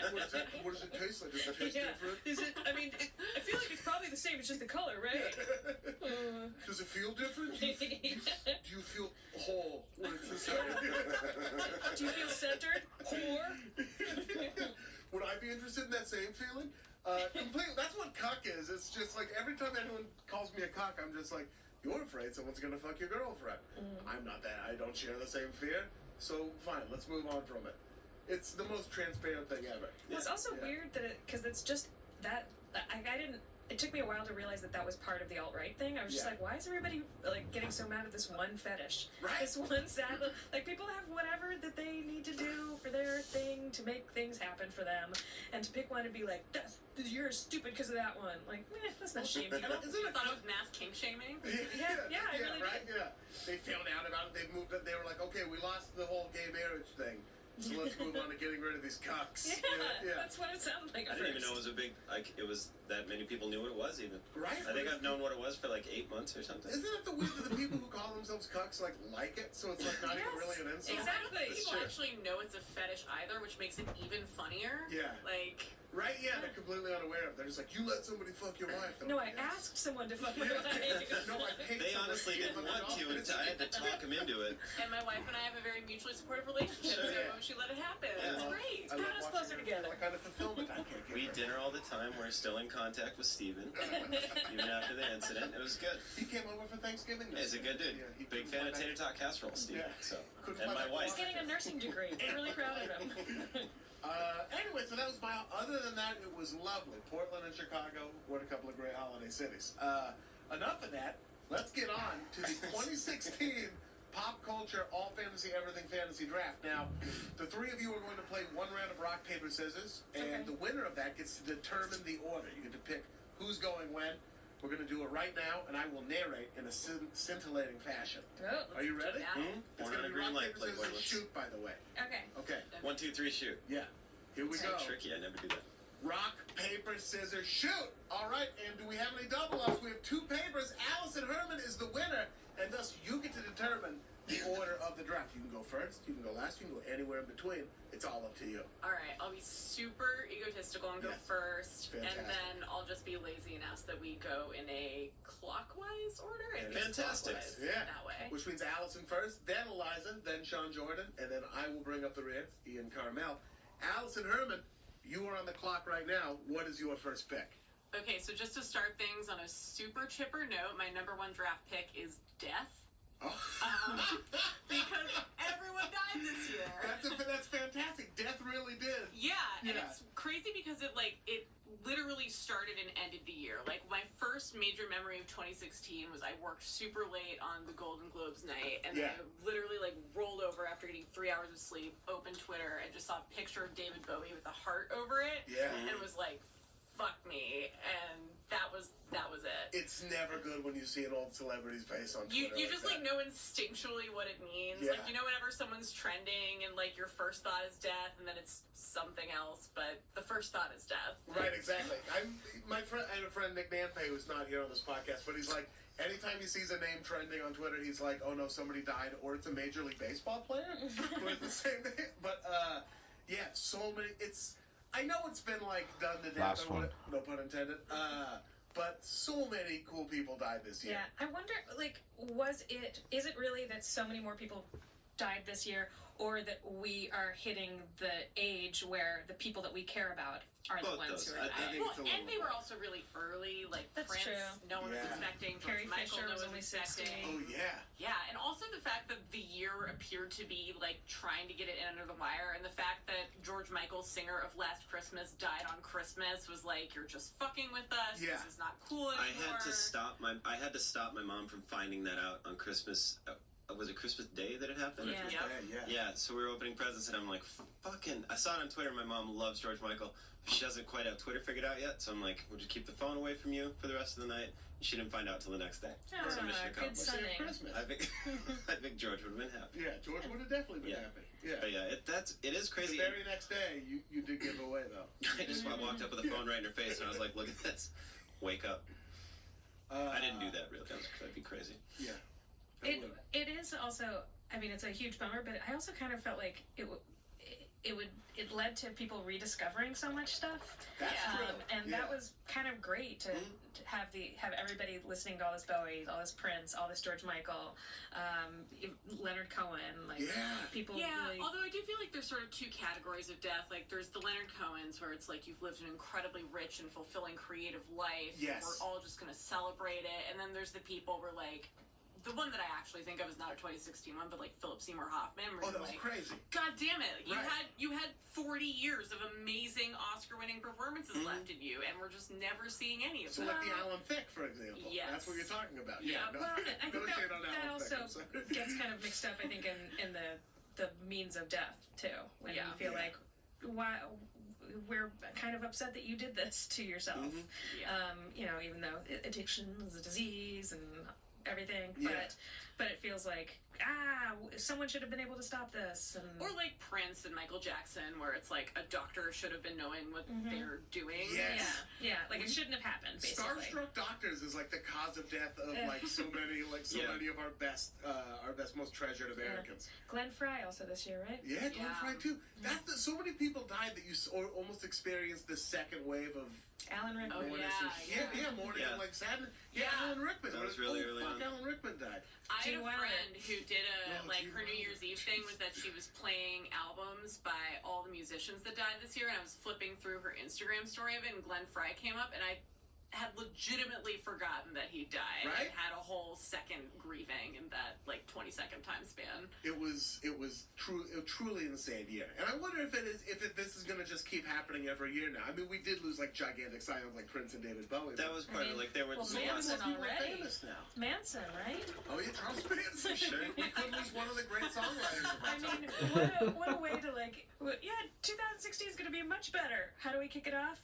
Well, we're still having people die, but now it's Manson. Yeah. That either means we're ridding the world of true evil, or we're just I don't know. Absolutely no one is safe. Yeah. I also just saw so much Twitter stuff that was how is Henry Kissinger still alive? Yes. And all these people who were complicit in hundreds of thousands of deaths across the world, Yeah. and Bowie has to leave us. Right. It's just- There's thousands of racist farmers in the Midwest that are just 90 smoking 80 cigarettes a day, and they're just whatever. Yeah.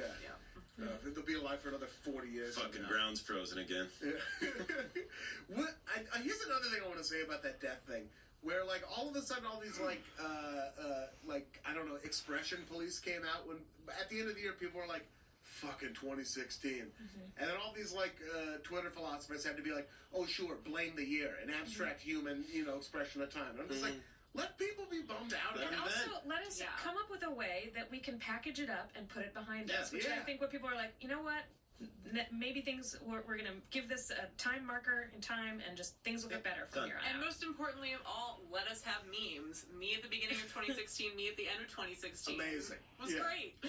Ravaged. I also have a theory that maybe like a few years ago, all of those people, maybe it was like a Golden Globes after party or something, everybody was hanging out, and the place was supposed to explode, and like it didn't, and they got Like away. a Final Destination type And situation. this past year was them getting Final Destination. Yep. Yeah, exactly. One by one. Yep. We got Final B.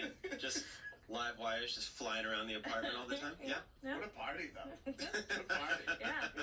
I mean, Carrie Fisher she doesn't waste her time with shitty parties. Absolutely not. I wouldn't either. What a gut punch. Carrie Fisher, just like And then ended her everything. mom, the next day. There's a documentary that's coming out this weekend Bright because Lights. HBO had bought it and then moved it up because we are monsters and are capitalizing on death. Yeah. I can say that because I wrote a Carrie Fisher obituary and definitely was complicit in the same thing. Right. But just it's about the two of them living together and their careers and just watching them banter with. I literally watched like the cold open, which is just 2 minutes of home videos and them talking to each other over it, and I was just sobbing. It's very rough, and if you need a cathartic cry to truly put this year behind you, definitely recommend When it. is that coming out soon? It's coming It's out on on Saturday. On Saturday. I believe, is it Bright Lights? I think it's Oh, called. wow. They released a little trailer for it a few months ago that was just Carrie Fisher bringing lunch to her mom. They lived next door. They lived in houses next door. It was it was like Grey Gardens if the women in Grey Gardens had retained their respect and wealth and like sanity to an extent. But yeah. Yeah, it's like just the right level of like aware of how shitty Hollywood was to both of them, but also respectful of them being awesome. So Yeah. it's like the right amount of sad. I can't wait to watch that. Check it out Saturday on the home box office. Yeah, the old HBO. All right, Death was the first pick off the board. Shout out to Mel Brooks for hanging in there. Never die. If you're listening to this, never die. Eliza Skinner, it is time for your first pick. The second pick of the first round. Lemonade. Perfect. Got The it. drink or... The drink. Was there something else? No. Okay. Yeah. Not Lemonade's at all. tasty under any circumstances. Good for summer. You can have it warm or room no, of course. A way for children to Beyonce. raise funds. Oh, Beyonce, yeah. Beyonce's Lemonade, her visual album, which I feel like Formation rather was like part of ish. Like that was sort of like it launched That it came and out then first, but it fit and then into the whole Lemonade, thing, yeah. right? Yeah. yeah, exactly. I felt like that was it. Every time Beyonce releases a new album, I feel like she has done so much work to become more of an artist in a really interesting way, while still being super commercial, Yes. super listenable, but like it doesn't roll back. It always gets more interesting and more, honestly, I think, avant-garde. And I think it's a great direction to push pop culture in. Oh, yeah. I have a question, which is where were you guys when it dropped? Because I was at a Seder and I was furious at her for dropping it in the middle of Passover. I don't remember know if coming it into hit me work that the hard. next day. Yeah. I just remember coming into work the next day when it dropped and just being like, Well, did we watch the We whole did. thing? Well, it was the whole like it's coming on HBO that like they had the countdown to Yeah. it, and so yeah, I think I was just at home, and then we watched it at work. I do remember that I was sitting at work on a Sunday working on their Super Bowl show. Oh, yeah, that's right. When Formation came out. And so I was like trying to find everybody, being like, "Is everyone watching this?" And nobody knew yet. But yeah, it was. I think I was at a stand-up show when Lemonade dropped. Yeah. I just knew that At like least Beyonce something plays that. Beyonce related was happening, and then I got a text that was like, "Oh my god, the second song on this Beyonce album is amazing," and I was like, "She dropped an entire fucking album? Right? Are you kidding Yeah, because me?" we didn't know what it was going to be, right? Yeah, it it was just like said it could be a Beyonce, song. the yeah. date, yeah, all the Fuck, promos were So just. good. A Lover Scorned A Lover drops Scorned. an album. Yeah. I used Needs my it title to free happen. trial on that album. I saved it and then I used it. That'd Then. be fun to go look at what people used it. Yeah. That or Kanye, yeah. Yeah, She takes a whole journey in it. You know? is headlining Coachella one of the That's nights. right, the Coachella lineup That's came bananas that Beyonce is going to be. But we all know Existing the at real Coachella. event is Hans Zimmer. out. Yeah, Hans Zimmer. at Hans Coachella. Zimmer's amazing. Who's gonna be People are there. kind of clowning on that. I'm like, I would totally fuck with Yeah. God, right? The Molly kicks in, right? I mean, Hans Zimmer goes out.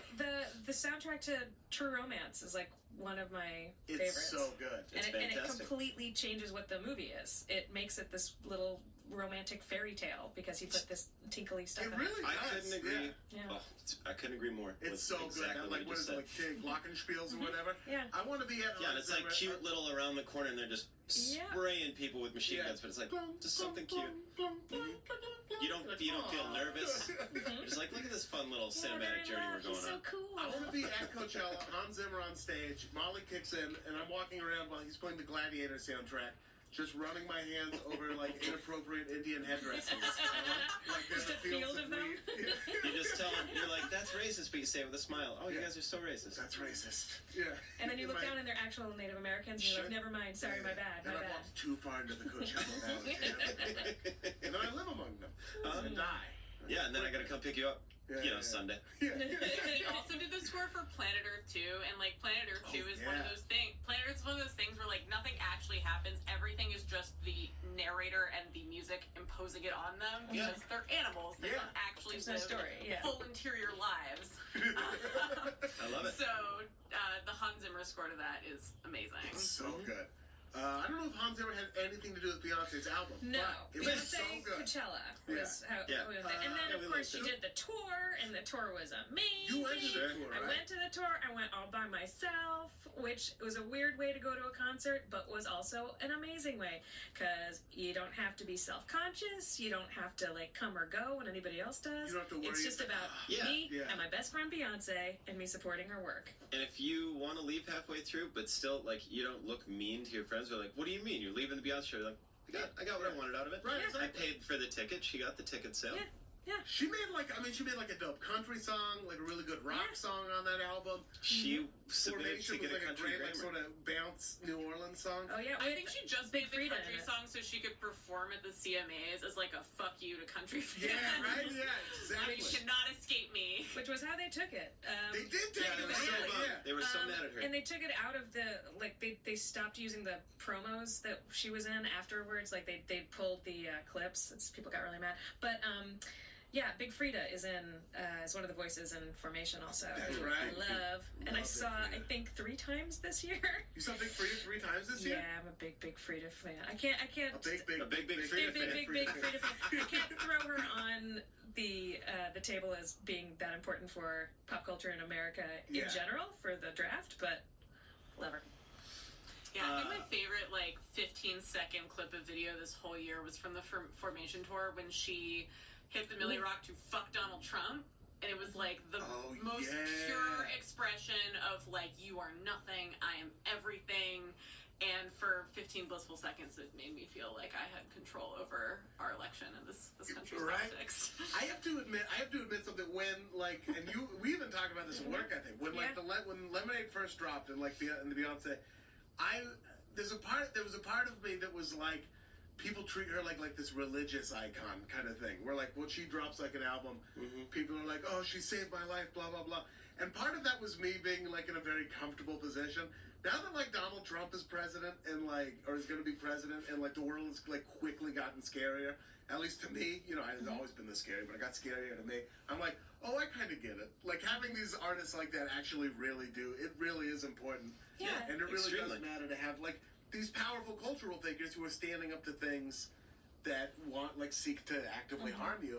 And in America, that matters. Like that kind of shit really does matter. And I get it, and I recant my previous statements. Oh, thank you. Yeah. And for people who feel like she's speaking to their experience in a way that they haven't heard someone do, or someone with as much fame and notoriety, Yeah. which was another thing that I think this was the SNL.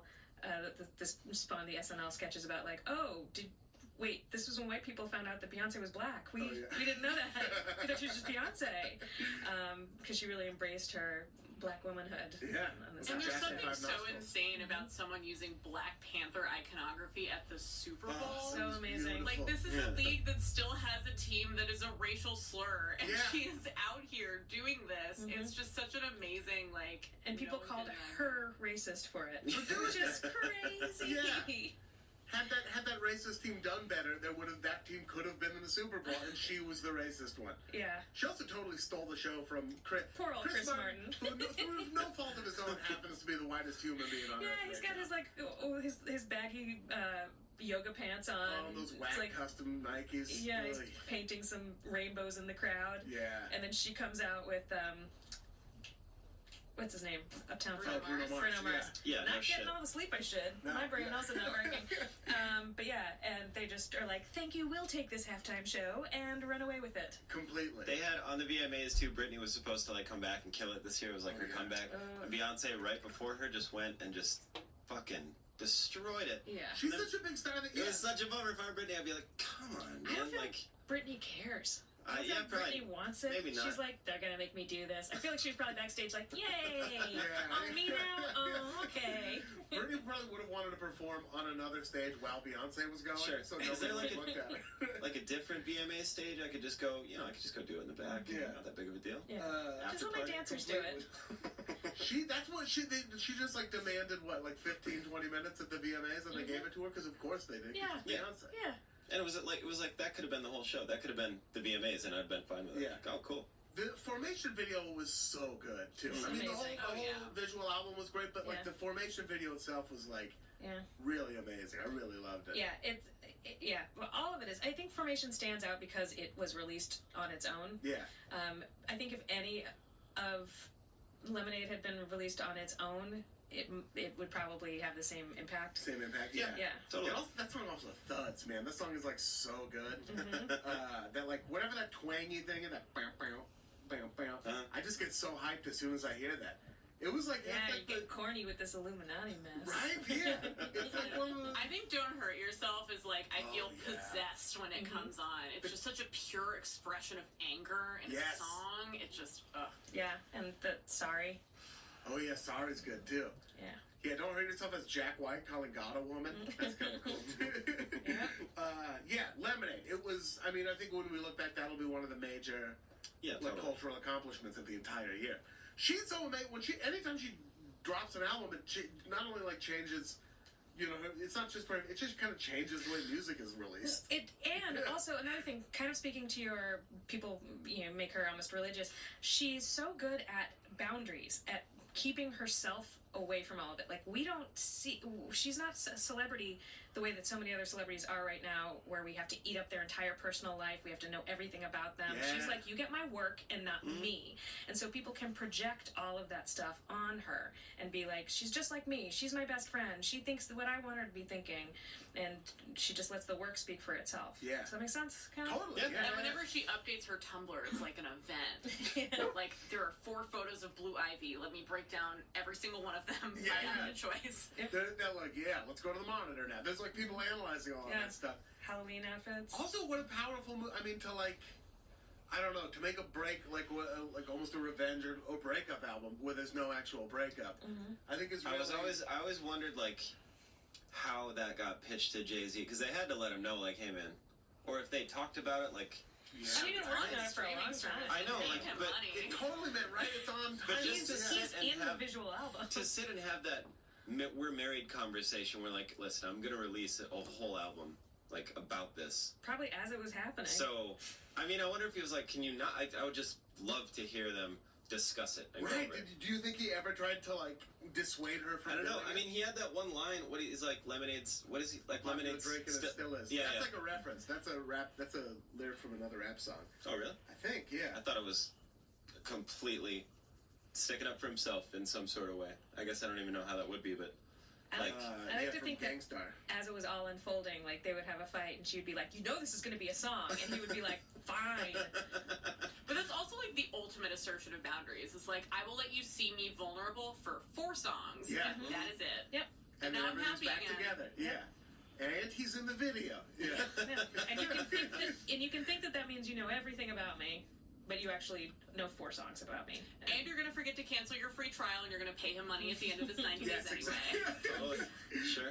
Thank you for supporting me through the breakup and supporting my husband with about $48. Lemonade by Beyonce, Eliza Skinner's first pick, amazing pick. Sean Jordan, it is time for your first pick, the third pick of the first round. I'm so stoked that you guys didn't pick it. The American Crime Story, The People vs. O.J. Oh, I was gonna pick O.J. Simpson as like a concept. Yeah. He had a big year. Oh yeah. He had his biggest year in since 19. That show, 6? just the fact, like, thinking back on exactly what I was doing when that happened and, like, living through the whole thing. We didn't have class one day when the verdict was announced, and then they made a TV show, and you're like, Jesus, they're just doing the exact same thing. It was fucking awesome. I mean, awesome, but also so bad for so many people. Like, so many people had to watch that and be like, damn.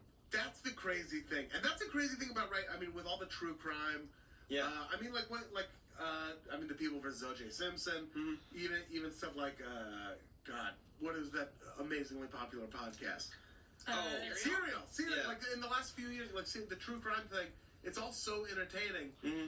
But there's corpses. There's always corpses. Yeah, dude. Even like My Favorite Murder, that podcast, like, which is amazing. But like, I know people who love it and then feel like a little bit guilty After- about how much they love it. 'Cause After it's like, that O.J. show came people out, are dead. I went and drove from the murder back to his house in Brentwood. I was like, I live here. I can go do that now. And then I did it, and I was like, you weirdo. I mean, But that was like one of the crazy Couldn't things help it. about the show is that it managed to both always remember that there were 2 dead bodies that were the reason this was happening, and but they also made it like funny. Yeah. Like Oh, wait, which are we talking about? The FX not show. the documentary. Okay. yeah, the FX Ryan show. Murphy, yeah. It did do that. I thought it treated like, I mean, the murder itself, or not the murder. You never saw the murder, but like the scene and the children were treated very well. But I guess that's how people respond to tragedy, or when they're in tragic situations, is there is humor in that. Always, yeah. Also, like, I've been, Ryan Murphy has been sort of my guilty What's the pleasure. last I've one? kind of had faith in him for a while, and Yeah. I feel so redeemed that he finally came out with something that, well, I guess it is technically just good for one season All right. because now it's over. But, like, the stereotypical Ryan Murphy thing is, it's good for, like, 5 episodes. Then What else did he do? It's like American Horror Glee. Story. That's it. I love American It's all Horror. 7. Nip Tuck. Peace. Scream American Horror Queens. Story, yeah. I love Scream Queens. Peace. I wouldn't even say guilty pleasure. I think it's just a pleasure of mine. I like, yeah. I don't So- know, But like it is sort 5 of- seasons into a Nip Tuck Netflix binge, you feel pretty bad about yourself. Yeah, I'm very into American Horror Story. Yeah, I love it. I think it's fantastic.